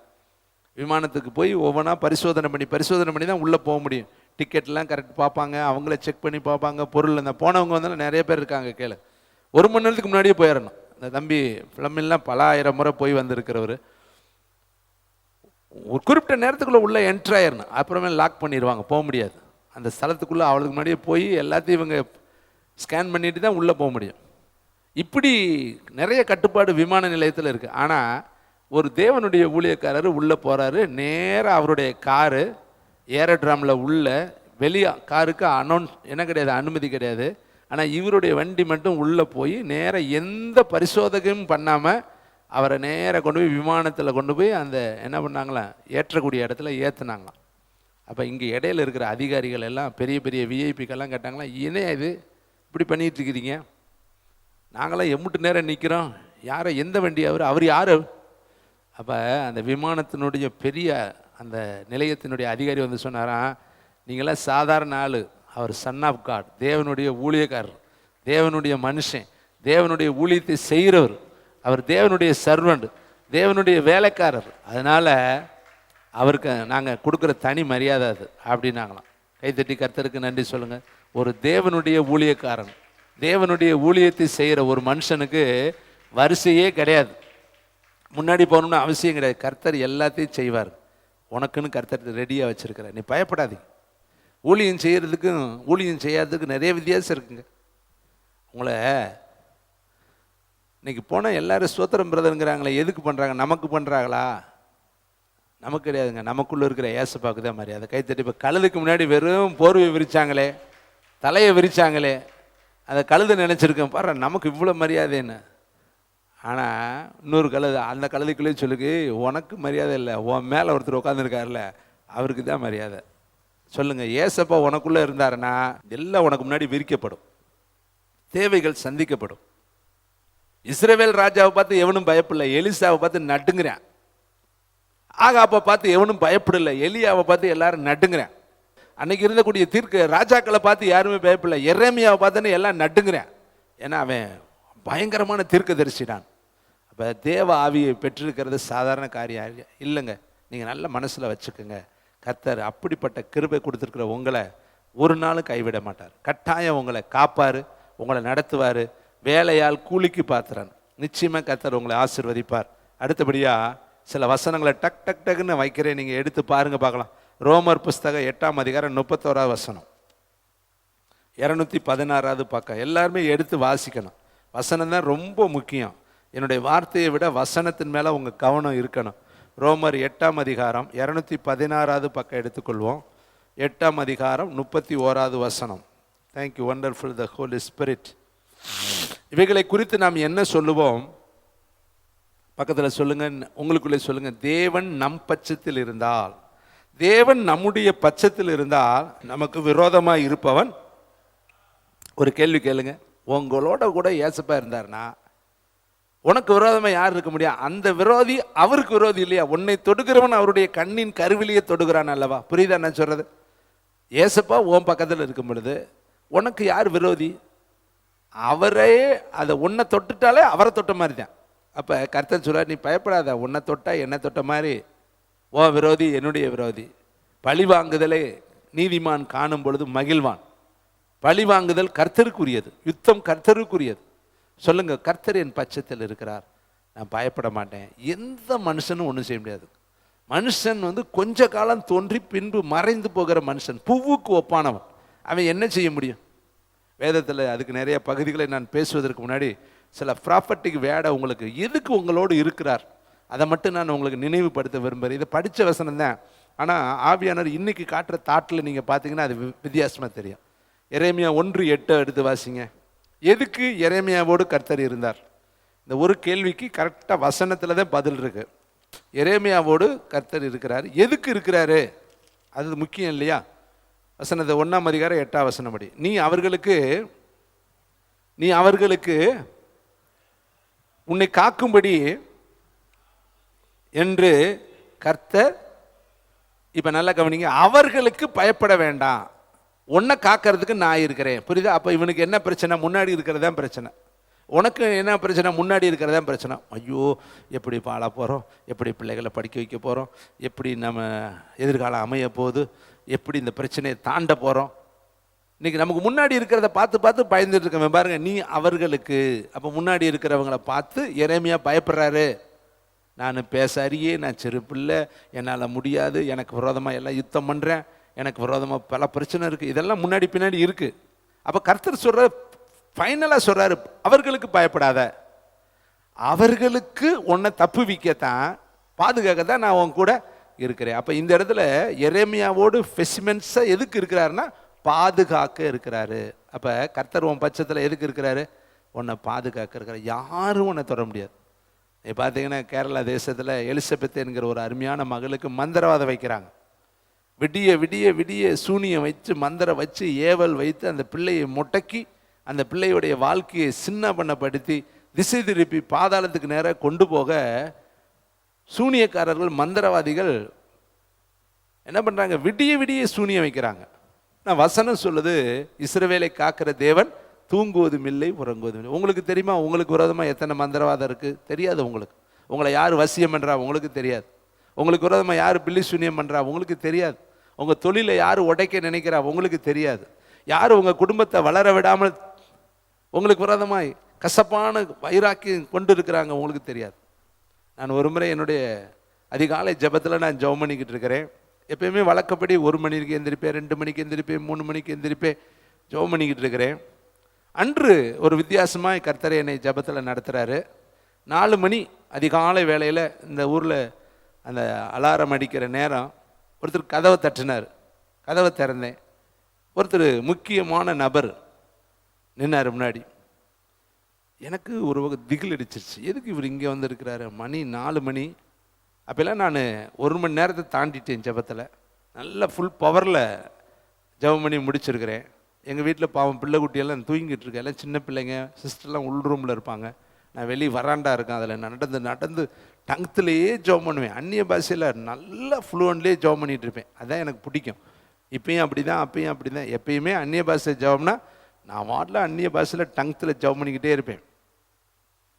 அந்த கதவு தட்டப்பட்டோன்னே திறந்தா அந்த ஆள் நிற்கிறேன். நான் எதிர்பார்க்கவே இல்லை இந்த மனுஷன் இங்கே வருவேன்னு. வந்தார். என்ன வாங்கினேன்னு சொன்னேன். நீ பயங்கரமான ஆள், நீ பயங்கரமான ஆள், நீ பயங்கரமான ஆள், இதவே சொன்னார். எனக்கு நடிச்சாமல் 4 மணி ஊரெல்லாம் நிசப்தமாக இருக்குது. நான் அவர்கிட்ட வாக்குவாதம் என்ன பண்ணுறது, என்ன சொல்கிறதுன்னு எனக்கு தெரியல. நான் திசை முழிக்கிறேன். அந்த ஆள் சொல்கிறேன், நீ பயங்கரமான ஆள், ராத்திரி பூரா நான் உன்னை பார்த்துட்டேன், நீ பயங்கரமான ஆள், நான் ராத்திரி பூரா உன்னை பார்த்துட்டேன் அப்படின்னு சொல்லிவிட்டு உன்னை வெள்ளிக்கிழமை தோறும் நான் ஃபாலோ பண்ணுறேன், நான் போயிட்டு வரேன்ட்டு விழுக்குன்னு போயிட்டேன். எனக்கு ஒரே கன்ஃபியூஸாக போச்சு. ஒன்றுமே புரியல. எதுக்குடா கதவை சத்திட்டு வந்து திரும்பி ஆண்டவர்கிட்ட உட்காந்து என்ன ஆண்டவரேன்னு சொன்னேன். இவன் முக்கியமான ஆள், முக்கிய பிரஜை, இவன் எதுக்கு வந்தேன் நேரத்துக்கு எனக்கு புரியலையே, என்ன நடந்துச்சு, இவன் எதுக்கு என்னை வெள்ளிக்கிழமை ஃபாலோ பண்ணுறேங்கிறேன், என்னை பெரிய ஆளுங்கிறேன், உன்னை ராத்திரியே பார்த்துட்டேங்கிறானே, என்ன விஷயம் என்ன விஷயம். அப்போ ஆண்டவர் உணர்த்துறாரு, விடிய விடிய உனக்காக இவன் என்ன பண்ண பல காரியங்களை செஞ்சு தோல்வி அடைந்த முகத்தோடு உன்னை வந்து பார்த்து உன்கிட்ட சொல்லிட்டு போகிறேன். ஆனால் வெள்ளிக்கிழமை தோறும் உன்னை அவன் ஃபாலோ பண்ணுறேன்ருக்கேன். எனக்கு தெரியாதுங்க, நமக்கு தெரியாமல் லட்சம் நடக்குது உலகத்தில்.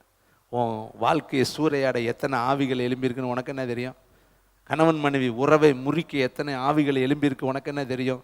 உடல் உறுப்புகளை சேதப்படுத்த எத்தனை ஆவிகள் எழும்பியிருக்கு உனக்கு என்ன தெரியும்? உறுப்புகளை முடக்கி வைக்க ஆவிகள் எழும்பும், கர்ப்பங்களை கட்டி வைக்க ஆவிகள் எழும்பும்.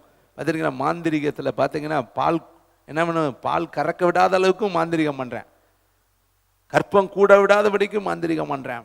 இன்னும் பார்த்தா சிறு பிள்ளைகளை அபாஷன் ஆகும்படி மாந்திரிகம் பண்ணுறேன்.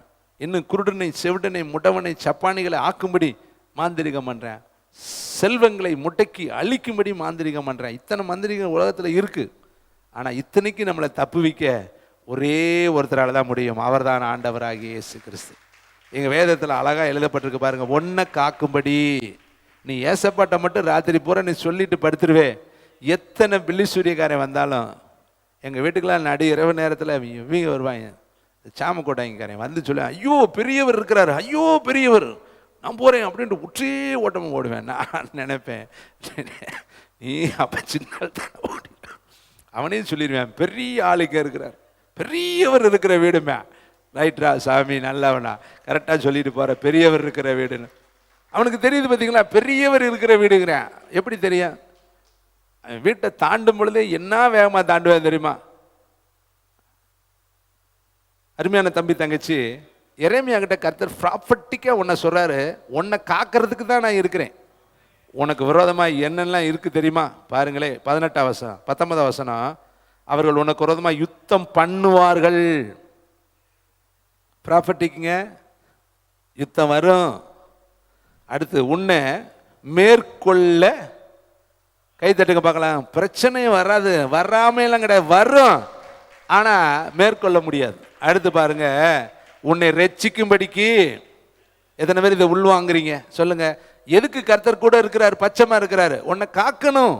உனக்கு இருக்கிற பிரச்சனையிலிருந்து நான் உன்னை பாதுகாக்கணும். உனக்கு விரோதமாக எத்தனை எத்தனை எத்தனை பாலாக்கு வர்றேன் யாருக்கு தெரியும்? உனக்கு விரோதமாக எத்தனை பீலையாம் வர்றேன் யாருக்கு தெரியும்? உனக்கு விரோதமாக எத்தனை எகிப்தின் மந்திரவாதங்கள் எழும்பி வருது யாருக்கு தெரியும்? உனக்கு விரோதமாக எத்தனை ராஜாக்கள் ஒன்று கூடி வந்து பாளையம் இறங்கி இருக்கிறேன் யாருக்கு தெரியும்? இன்னைக்கு நினைக்கிறேன், எங்கள் வீட்டில் சும்மா சண்டை வருது பிரதர், மிஸ் அண்டர்ஸ்டாண்டிங் வருது. இதெல்லாம் பிசாசுடைய கிரியை. கணவனுக்குள்ளே இருக்கிற சந்தேகத்தின் ஆவியை ஒட்டைங்க, மனைவிக்குள்ளே இருக்கிற சந்தேகத்தின் ஆவியை ஒட்டைங்க. திடீர்னு உறுப்புகள் செயல்படலைன்னா அது ஒரு ஸ்பிரிட் ஆஃப் டார்க்னஸ். அந்த உறுப்புகளை செயல்பட விடாதபடி உங்களுடைய வாழ்க்கையில் அது கிரியை செய்து அந்த ஆவியை ஒட்டைங்க. இதுக்கெல்லாம் மேற்கொள்ளக்கூடிய அதிகாரத்தை கர்த்தருக்கு உங்கள்கிட்ட கொடுத்துருக்கிறார். வீண் விரயமான செலவுகள் வீட்டில் பார்த்தீங்கன்னா தேவையில்லாத செலவுகள் வரும். தேவையில்லாமல் வருமானங்கள் எல்லாம் வீணாய் விரயமாய் போய்கொண்டே இருக்கும். அதெல்லாம் அந்தகாரத்தினுடைய வல்லமை. அதெல்லாம் நம்ம முறியடித்து ஜெயம் எடுக்க தான் கர்த்தர் சொல்கிறாரு, நான் உன்னை காக்கும்படிக்கு உன்னோடு இருக்கிறேன். அப்போ கர்த்தர் ஏன் பச்சைமாக இருக்கிறாரு சொல்லுங்கள்? என்னை காக்கும்படிக்கு கர்த்தர் பச்சைமாக இருக்கிறார், பக்கத்தில் இருக்கிறார். எது வேணாலும் வரட்டும்பா, நீ கண்மலையின் மேலே உட்காந்து. இப்போ கடலில் ஒரு பெரிய பாறை இருந்துச்சான், அந்த பாறை மேலே சிட்டுக்குருவி உட்காந்துருந்துச்சான். அந்த பாறையில் வந்து கடல் அலைகள் மோதுது, 24 மணி நேரம் வந்து மோதுனாலும் அந்த குருவிகள் கொஞ்சம் கூட சலனப்படவே கிடையாது. அப்படியே சிரித்த முகத்தோடய அந்த எவ்வளவு வேகமாக அலை வந்தாலும் அந்த குருவி பயந்து எந்திரிக்காதான். அப்போ ஒரு கேள்வி கேட்டாங்களாம், அது கதை எங்கள் பிரதருக்கெல்லாம் கேட்டுறாதீங்க, இது நம்ம உணர்த்தும்படிக்கு ஒரு கதை. அது சொன்னிச்சான், நான் உட்காந்துருக்கிறது கண்மலையில் உட்காந்துருக்கேன், அது எவ்வளவு பெரிய அலை வந்தாலும் அந்த மலை மேலே மோதிட்டு வந்த வெளியே போயிடும், ஆனால் என்ன தொட முடியாது. நான் மேலே உட்காந்துருக்கேன், நல்லா குதிரை மாதிரி ஏறி உட்காந்துருக்கிறேன், அந்த மலை மேலே இருக்கிற எண்ணெய் எந்த அலையாலும் தொட முடியாது. சொல்லுங்கள், எந்த பாதாளமே என்னை தொட முடியாது, எந்த விக்கிரகமே என்னை தொட முடியாது, எந்த சூனியமே என்னை தொட முடியாது, எந்த மந்திரமும் தொட முடியாது, எந்த நரகத்தின் ஆவிகளும் என்னை தொட முடியாது. சொல்லுங்க, இதை சொல்லவே பயந்தீங்கன்னா எப்படிங்க ஆகிறது? சொல்லுங்க, பாதாளமே உன்னை விட எனக்குள்ள இருக்கிறவர் பெரியவர், நரகமே உனக்குள்ள இருக்கிறவரை எனக்குள்ள இருக்கிறவர் பெரியவர், உனக்குள்ள இருக்கிற வல்லமையை விட என் தேவன் எனக்கு கொடுத்துருக்கிற மைட்டி பவர் இருக்குல்ல, அது இயற்கைக்கு அப்பாற்பட்ட தேவனுடைய வல்லமை, நெருங்கவே முடியாது. என்னை சுற்றிலும் அக்கினி மதில் இருக்கும். கைத்தட்டி கர்த்தருக்கு நன்றி சொல்லுங்க. உன்னை தொட்டா போச்சு, அவரையே தொட்ட மாதிரி. நல்லா தெரிந்துகொள், உன் நெருங்கினாலே உன் எல்லைக்குள்ள கால் வைத்தாலே அவரை தொடுற மாதிரி அக்கினி. கர்த்தர் சொல்லிக்க, சீனாய் மலையில நான் இறங்குற மலையில எவன் வந்தாலும் அவனுடைய ஜீவனே அவனுக்கு கிடையாது, சொந்தம் கிடையாது. ஒரு நாய் ஆயிலும் இந்த எல்லைக்குள்ள வரக்கூடாது, ஒரு மிருகமாயிலும் இந்த பக்கத்தில் கிராஸ் பண்ணக்கூடாது. ஏனென்றா கர்த்தர் பேசுகிற ஒரு இடம். கைத்தட்டி கர்த்தருக்கு நன்றி சொல்லுங்க. இதன் மேல தேவனுடைய ஆளுகை இருக்கு தம்பி தங்கச்சி. இதன் மேல கர்த்தருடைய வல்லமை இருக்கு தம்பி தங்கச்சி. இதன் மேல கர்த்தருடைய பிரசன்னம் இருக்கு என்பதை மறந்துடாத. இங்கிருந்து எக்காலங்கள் 24 மணி நேரம் நம்ம எடுத்துக்கிட்டே இருக்கிறோம். காலையில இருந்து சாயந்தரம் வரையும் வர்ற பிள்ளைகள் எல்லாம் அப்பா அப்பா அப்பா அப்பா அப்பா அப்பான்னு கூப்பிட்டு இதுக்கு மேல இருக்கிற வானம் பூரா அப்பா அப்பாங்கிற சத்தத்திலே நிரம்பி போய் அதுக்கு நேர வானம் திறந்துருக்கு. கைத்தட்டி கர்த்தருக்கு நன்றி சொல்லுங்க. இதுக்கு நேர வானம் திறந்துருக்குது. ஒரு பாதாளம் நெருங்க. யுத்தம் வரும், ஸ்ட்ரகிள் வரும், போராட்டம் வரும். ஆனாலும் ஒரு ப்ராப்பர்ட்டிக்கு, ஃபர்ஸ்ட் ப்ராப்பர்ட்டிக்கு உன்னை காக்கும்படிக்கு தான் நான் இருக்கிறேன். உன் பட்சத்தில் நான் எதுக்கு இருக்கேன் தெரியுமா? உன்னை காக்கும்படி நான் இருக்கிறேன். ரெண்டாவது எதுக்கு இருக்கிறாரு? அப்போஸ்தலர் 18ஆம் அதிகாரம் 9வது 10வது வசனம். ரெண்டாவது ஏன் உன் கூட இருக்கிறாரு? பச்சைமா ஏன் இருக்கிறாரு? அவர் வரல இருப்பாருங்க, நான் பேசாமல் இருப்பேங்க, அவரு நம்மளும் அப்படியே பார்த்தா பேசிக்கிறேங்க, இல்லாட்டி போய்கிட்டே இருப்பாங்க. அதுக்காக அவர் இருக்கிறாரு. அதுக்காக வேலை இல்லாமல் வந்து ஓம் பின்னாடி சுற்றிக்கிட்டு இருக்கிறாரு. அவர் எதற்கு உன் கூட இருக்கிறாரு? அப்போஸ்தலர் 18:9-10. ராத்திரியிலே கர்த்தர் பவுலுக்கு தரிசனமாகி, எழுதிட்டீங்களா? பயப்படாமல் பேசு, மௌனமாயிராதே, நான் உன் கூட இருக்கிறேன். ஏன் உன் பட்சமா இருக்கிறேன்? நீ பேசணும், அதுக்கு தான் நான் உன் பட்சத்தில் இருக்கேன். நீ மௌனமா இருக்கக்கூடாது, அதுக்கு தான் நான் உன் பட்சத்தில். புரியுதா இந்த பாயிண்ட்? இதை மட்டும், இதுக்கு மேலே போகாதீங்க. நீ பேசணும், அதுக்கு தான் நான் உன் பட்சமா இருக்கிறேன். இன்னைக்கு நிறைய பேருக்கு பேச நான் திக்கு வாயும் மந்த புத்தியும் இல்லை ஆண்டவர். நம்மளை நாமளையே குறைச்சிக்கிறது. என்னால் முடியாது பிரதர், உங்களை மாதிரி எனக்கு ஒன்றுமே தெரியாது பிரதர். ஏதோ வந்தோமா போனோமா, ஒரு மூளை முடக்கில் விட்டு, பரலோகத்துலேயும் கூட பராயில் ஒரு மூளை கொடுத்தா செத்தேன், எங்கிட்டாவது ஒரு மூளையில் கூட எனக்கு இடம் கொடுத்தா போதும், அப்படிலாம் கேட்க பிச்சைக்காரத்தனமா இல்லையா? ஏசப்பா எவ்வளோ பெருசவர். வாயை உண்டாக்கினவர் யாரு? கண்ணம் உண்டாக்கினவர் யாரு? உங்கள் உடலை உருவாக்கினவர் யாரு? செத்தவனை அப்படியே வெளியே கொண்டு வந்தவர் யாரு? அவரா இல்லாததெல்லாம் இருக்கிறவங்களா மாற்றிடுவாருங்க. நம்ம நினச்சிக்கிட்டு இருக்கிற மாதிரி இல்லைங்க. இங்கே உட்கார்ந்து இருக்கிறாலாம் என்னை விட பெரிய பிரசங்கியாராக வரப்போகிறாங்க. கைத்தட்டி கர்த்தருக்கு நன்றி சொல்லுங்க. எனக்கு அடுத்த வாரிசை நீங்கள், தாயை விட பிள்ளை பயங்கர பவராக இருக்கும். நம்ம அப்படி தானே சொல்லுவாங்க, பிறந்திருக்குது பார் அம்மாவோட 4 மடங்கு, அப்படி சொல்லுவாங்களா இல்லையா? நூலை போல தானே சேலை, தாயை போல தானே பிள்ளை. அப்போ இந்த ஊழியக்காரனை போல தானே அடுத்து வர்ற சந்ததி இருக்கணும். அப்போ எனக்கு இந்த கிருபை கொடுத்தாருன்னா உங்களுக்கு இன்னும் என்னை விட 1 கோடி மடங்கு கூட கொடுப்பார். கைத்தட்டி கர்த்தருங்க. எனக்குன்னு ஜெபிக்க யாருமே கிடையாதுங்க. எங்கள் அப்பா அங்கே அம்மாலாம் என்னை ஜெபம் பண்ணி நடத்தினதில்லை. எங்கள் அம்மா அப்பாவோட உட்காந்து நான் வாழ்க்கையில் ஒரு நாள் கூட ஜெபம் பண்ணது கிடையாது. எனக்குன்னு பேக்ரவுண்டே கிடையாது. முதல் ஜெனரேஷன் நாங்கள். முதல்ல வந்திருக்கிற தலைச்சன்கள். எங்களுக்கு தாங்கக்கூடியவர்கள் கிடையாது, சுமக்கக்கூடியவர்கள் கிடையாது, ஏந்தக்கூடியவர்கள் கிடையாது, வழிகாட்டக்கூடியவர்கள் கிடையாது, நல்ல ஆலோசனைக்காரர்கள் கிடையாது. எங்களுக்குன்னு எந்த விதத்திலையும் எங்களுக்கு பேக்கப்பில் யாருமே கிடையாது. அப்படி இருந்த எங்களுக்கு இவ்வளவு காரியத்தை கர்த்தரால் செய்ய முடியும்னா, உங்களுக்கு எல்லா விதத்திலையும் ஹெல்ப்பராக நாங்கள் இருக்கிறோம். எல்லா விதத்திலையும் உங்களுக்கு ஆலோசனை சொல்ல நாங்கள் இருக்கிறோம். எல்லா விதத்திலையும் உங்களை தூக்கி விடுறதுக்கு கர்த்தர் எங்களை வைத்திருக்கிறாரு. அப்போ எங்களை விட உங்களை எந்த அளவுக்கு கர்த்தர் உயர்த்துவார். கைத்தட்டி கர்த்தருக்கு நன்றி சொல்லுங்க. இன்னைக்கு நாங்கள் பிரசங்கம் பண்ணி வளர்றதுக்கு சபை இல்லைங்க. இன்னைக்கு உங்களுக்கு ஆன்லைன் சபை கொடுத்துருக்கிறாரு, எல்லாமே கொடுத்துருக்கிறாரு. நீங்கள் இனிமேல் எதுவுமே செய்ய தேவையில்லை. நீங்கள் எழுப்பி பிரகாசித்தால் போதுங்க. எல்லாவற்றையும் கர்த்தர் கட்டி எழுப்பிட்டார். அருமையான தம்பி தங்கச்சி, தாயே தகப்பனே, பவுலை பார்த்து சொல்றாரு, பயப்படாம பேசுப்பா, மௌனமும் மட்டும் இருந்துடாது, அதுக்கு தான் நான் உன் கூட இருக்கிறேன். அப்போ இயேசு ஏன் கூட இருக்கிறாரு? அவனுக்கு ஊமையினா இருக்கவா, அல்லது பயந்து போய் ஒளிந்து கொண்டு இருக்கவா? நீ இன்னைக்கு எதுக்கு பயப்படுற? யாரை பார்த்து பயப்படுற? ஏன் பயப்படுற? மனுஷன் உனக்கு என்ன செய்வான்? தாவீது கேட்கிறாரு, கர்த்தரின் பட்சத்தில் இருக்கிறார், நான் பயப்படேன், மனுஷன் என்ன? நீ கேளுங்க, உன்னால என்ன செய்ய முடியும்? என்னையா ஏசப்பா அதுக்கு பதில் சொன்னார். அவன் என்ன செய்வான்? மனுஷன் என்ன? நான் எழுதியிருக்கேன், மனுஷன் என்ன செய்வான், எழுதிட்டே வந்துட்டேன். அவன் என்ன செய்ய முடியும்? அவன் செய்ய முடிஞ்சதெல்லாம் ஒன்று தான். வசனத்தை பார்த்தீங்க, மத்தேயு புஸ்தகம், தேங்க்யூ வண்டர்ஃபுல் த ஹோலி ஸ்பிரிட், 10ஆம் அதிகாரம் 28ஆம் வசனம். ஆத்துமாவை கொல்ல வல்லவர்களாக இராமல் சரீரத்தை மாத்திரம் கொல்லுகிறவருக்கு நீங்கள் பயப்பட வேண்டாம், ஆத்துமாவையும் சரீரத்தையும் நரகத்தில் அழிக்க வல்லமையுள்ளவர்களுக்கு. யாருக்கு பயப்படக்கூடாது?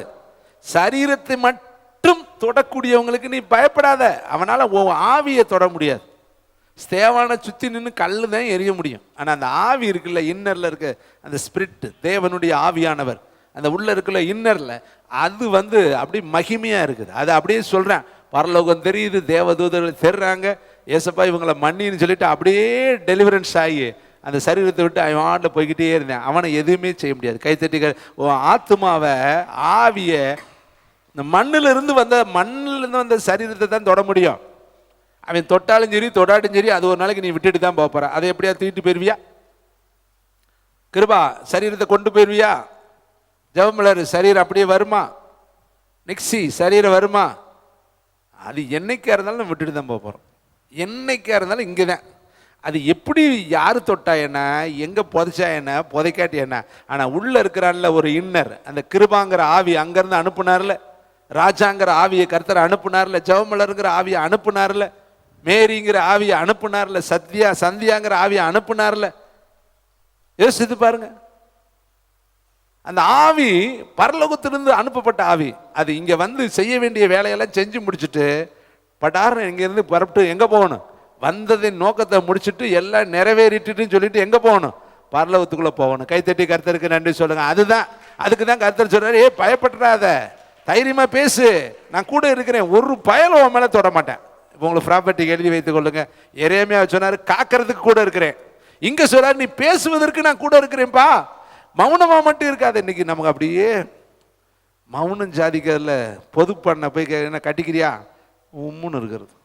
என்னமான மௌனம் சம்மதத்துக்கு அடையாளங்க. ஏங்க இப்போ என்னங்க ஏன்னு சொல்ல மாட்டேங்கிறீங்க?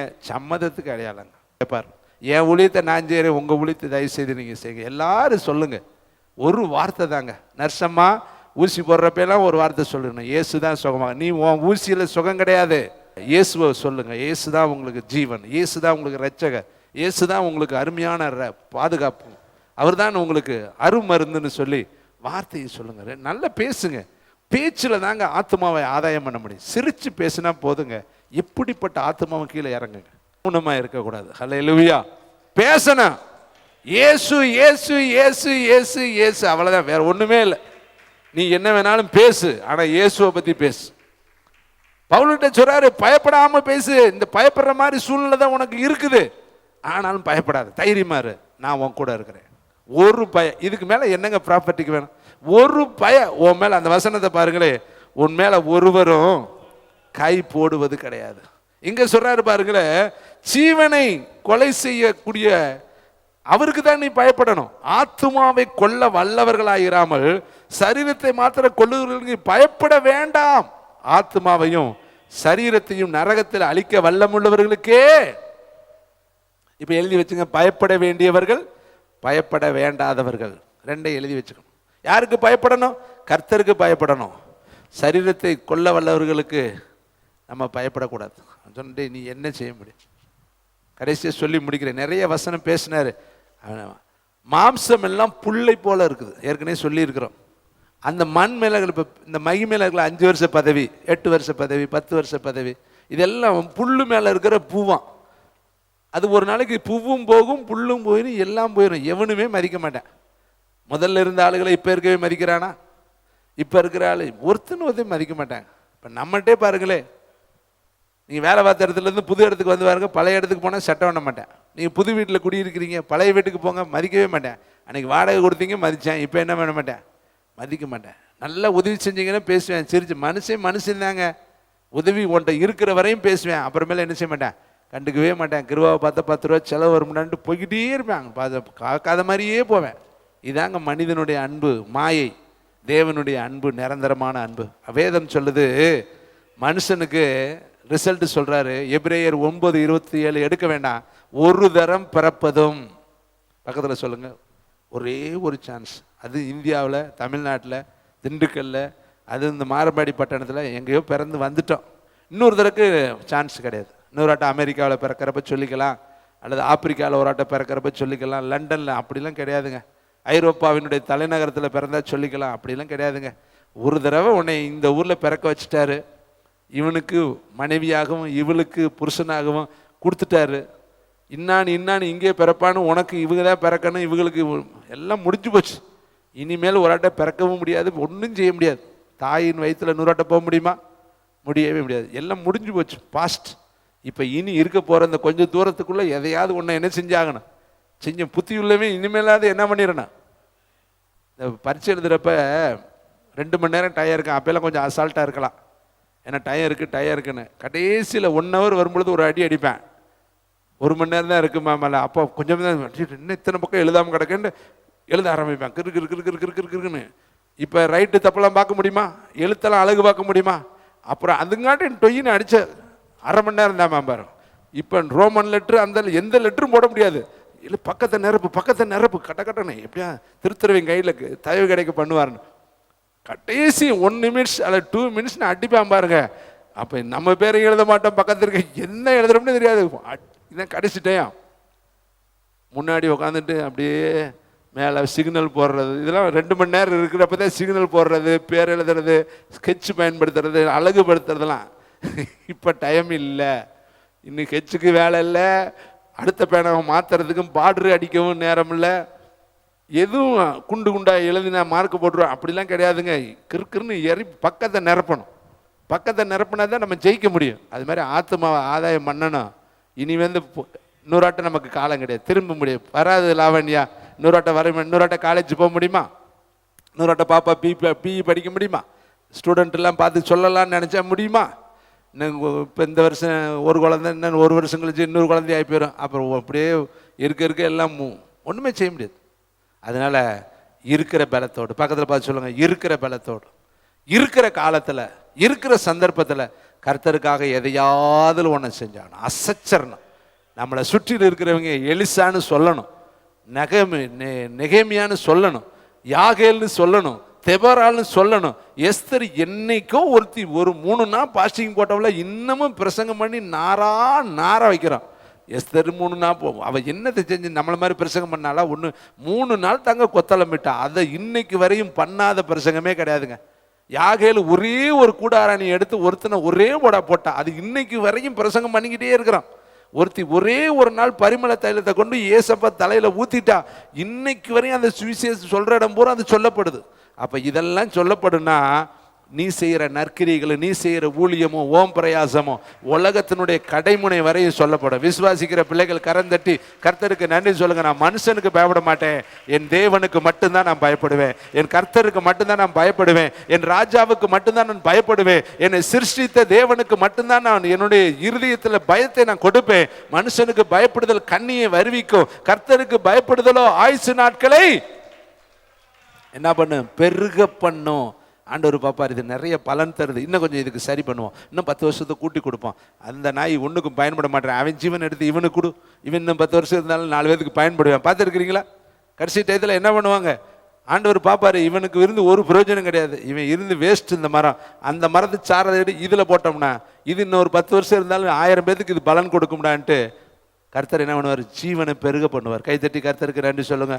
துன்மார்க்கனுடைய ஆயுசு அழிந்து போகும், துன்மார்க்கனுடைய வெளிச்சம் அழியும், துன்மார்க்கனுடைய வாழ்க்கை குறுகினது, ஆனா நீதிமான்களுடைய வாழ்க்கையிலையோ கர்த்தர் பெருக பண்ணுவார். ஆனால் தயவு செய்து, சபைக்கு அழகான ஒரு வார்த்தை வருது, தயவு செய்து இருக்கிற இடத்துல நீ தான் சுவிசேஷகன், நீ தான் அப்போஸ்தலன், நீ தான் மேய்ப்பன், நீ தான் போதகர், நீ தான் ப்ராப்பர்ட்டிக், நீ தான் தேவனுடைய ஸ்தானாதிபதி, நீ தான் கர்த்தருடைய விரல், நீ தான் கர்த்தருடைய அக்கினி ரதம், நீ தான் கர்த்தருக்கென்று வாயா இருக்கிற. அதனால கர்த்தர் உன்னை பயன்படுத்த விரும்புகிறார். மனுஷனுக்கு பயப்படாத. கடைசியில் இன்னொரு காரியத்தை சொல்லி நான் முடிக்க விரும்புகிறேன். ஒரு தரம் பிறப்பதும் ஒரு தரம் மரிப்பதும் பின்பு நியாய தீர்ப்பு அடைவதும் மனுஷனுக்கு நியமிக்கப்படும். எல்லாரும் அந்த நியாயாதிபதி கோர்ட்டில் நிற்கணுங்க. எப்படி யோசித்து பாருங்க, அந்த ஜட்ஜ்மெண்ட் கோர்ட்டு எப்படி இருக்கும்? எல்லாம் 7 கண்டமும் வருங்க, 7 கண்ட பிரமுகர்களும் வருவாங்க, 7 கண்டத்தினுடைய அதிபர்களும் நிற்பாங்க, 7 கண்டத்தினுடைய இராணுவமும் நிற்கும், 7 கண்டத்தில் இருக்கிற ஊழியக்காரர்களும் நிற்பாங்க, 7 கண்டத்தில் இருக்கிற ஜனங்களும் வருவாங்க. எல்லா இடத்துல இருக்கிறவங்களும் வந்து ஏசப்பாவுடைய நியாயாதி ஸ்தலத்தில் நிற்கணும். அப்போ கூப்பிடுவார். இன்னைக்குன்னா நான் அமெரிக்காவுக்கு தெரியாது, ஆப்பிரிக்காவுக்கு தெரியாது தான். ஆனால் அன்னைக்கு ஆண்டவர் கூப்பிடுவார், தனியாக இண்டிவிஜுவலாக பேரை சொல்லி, வாடா மேலே ஏறு நிப்பாட்டுக்கு, இவன் தான் இந்த ஊழியக்காரன், இந்த ஊரில் பிரசங்கம் பண்ணான்னு சொல்லி 10,000 ஜனங்களுக்கும் கர்த்தர் நம்மளை அறிமுகப்படுத்துவார். என் உத்தம ஊழியக்காரனே. நான் இதுக்கு நேராக முன்னாடி ஒரு ஸ்கூல் இருக்குல்ல, கவர்மெண்ட் ஸ்கூலு, அதில் போய் பார்த்தீங்கன்னா உலக வரைபடம் வரைஞ்சிருக்கோம். நான் எப்போ போனாலும் அந்த உழவுகிற இடத்துல என் கையை வச்சு வச்சு ஜெபம் பண்ணுவேன். ஆண்டவரே 7 கண்டத்தில் நான் ஊழியம் செய்யணும், 7 கண்டத்துக்கு நான் ஊழியத்துக்கு போகணும், 7 கண்டத்துக்கு. எனக்கு அப்போல்லாம் எப்படி செய்ய போகிறோம்லாம் தெரியாது. 7 கண்டத்தையும் கை வச்சு அந்த மேப்பு மேலே கொண்டு கையை வச்சு ரொம்ப நாளாக நான் ஜெபம் பண்ணுவேன். அது எனக்கு விளையாட்டாகவும் இருக்கும், ஒரு பக்கம் என்ன இருக்கும், உணர்வாகவும் இருக்கும். ஆண்டவர் 7 கண்டத்துக்கும் போகணுமே, 7 கண்டத்துலேயும் ஊழியம் செய்யணுமே. அதுக்கு எனக்கு அடுத்த மொழி தெரியாது, அடுத்த பாஷை தெரியாது, எனக்கு போகிறதுக்கு எந்த வசதி வாய்ப்பும் கிடையாது. ஆனால் எப்படி கொண்டு போவீங்களே எனக்கு தெரியாது. ஆனால் 7 கண்டத்துலேயும் நான் ஊழியம் செய்யணும் ஆண்டவரே. எனக்கு கொள்ள நாளாக ஜெபம் பண்ணிக்கிட்டே இருந்தேன். அப்போல்லாம் செல்லு கூட அப்போ கிடையாது, அதெல்லாம் இப்போ தானே வந்துச்சு. செல்லு கிடையாது, சுருக்கமாக சொன்னால் டிவியே அதுக்கு பின்னாடி தான் வந்துச்சு. அப்போல்லாம் டிவியே ஒரு சில வீடுகளில் தான் கவர்மெண்ட் டிவி இருந்துச்சு, வீடுகளில் டிவி கூட இல்லை. அப்படிப்பட்ட காலகட்டத்திலேருந்து நான் ஜெபம் பண்ணிக்கிட்டு இருந்தேன். இப்போ கர்த்தருடைய பெரிதான கிருபையினால இந்த கேமரா மூலிமா எல்லா நாடுகளில் இருந்தும் என்கிட்ட பேசிட்டாங்க. ஆசியா கண்டத்திலேருந்து, அமெரிக்கா கண்டத்திலேருந்து, ஐரோப்பா கண்டத்திலேருந்து, ஆஸ்திரேலியா கண்டத்திலேருந்து, அடுத்து பார்த்தீங்கன்னா தென் அமெரிக்கா, வட அமெரிக்கா, பல நாடுகள்லேருந்து சொல்லுவாங்க. அவங்க சொல்லுவாங்க, உங்கள் மெசேஜ் கேட்டேன் பிரதர், நல்லா இருந்துச்சு, ரொம்ப பிரயோஜனமாக இருந்துச்சு, ஜெபம் பண்ணுங்கம்பாங்க. நான் அதை கேட்பேன், எந்த ஊருங்க, எப்படிங்க பார்த்தீங்கன்னா, நீங்கள் உங்கள் யூடியூப் செய்தியில் நாங்கள் பார்த்தோம். அப்புறம் நான் சர்ச் பண்ணி பார்த்தா அது ஏதாவது ஒரு கண்டத்தில் இருக்கிற முக்கியமான நாடாக இருக்கும். அப்போ ஆண்டவர் சொல்லுவார், நீ தானே எல்லா கண்டத்துக்கு போகணும்னு ஜெபம் பண்ண, நீ போகலை, ஆனால் உன் சத்தம் அங்கே போயிருச்சு. இதே தான் மோசே ஜெபம் பண்ணேன், நான் கானானை பார்க்கணும். அவன் கானானை எப்போ பார்த்தேன், ஆனால் கர்த்தருக்கு கானானுக்குள்ளே கொண்டு வந்துட்டார். எப்போ கொண்டு வந்துட்டார், மத்தேயு 17ஆம் அதிகாரத்தில் மறுரூப மலையில் இயேசு அங்கே ஜெபிக்கிற இடத்துல மோசேயும் எலியாவும் பிதாவாக இறங்கி வர்றாங்க இல்லையா.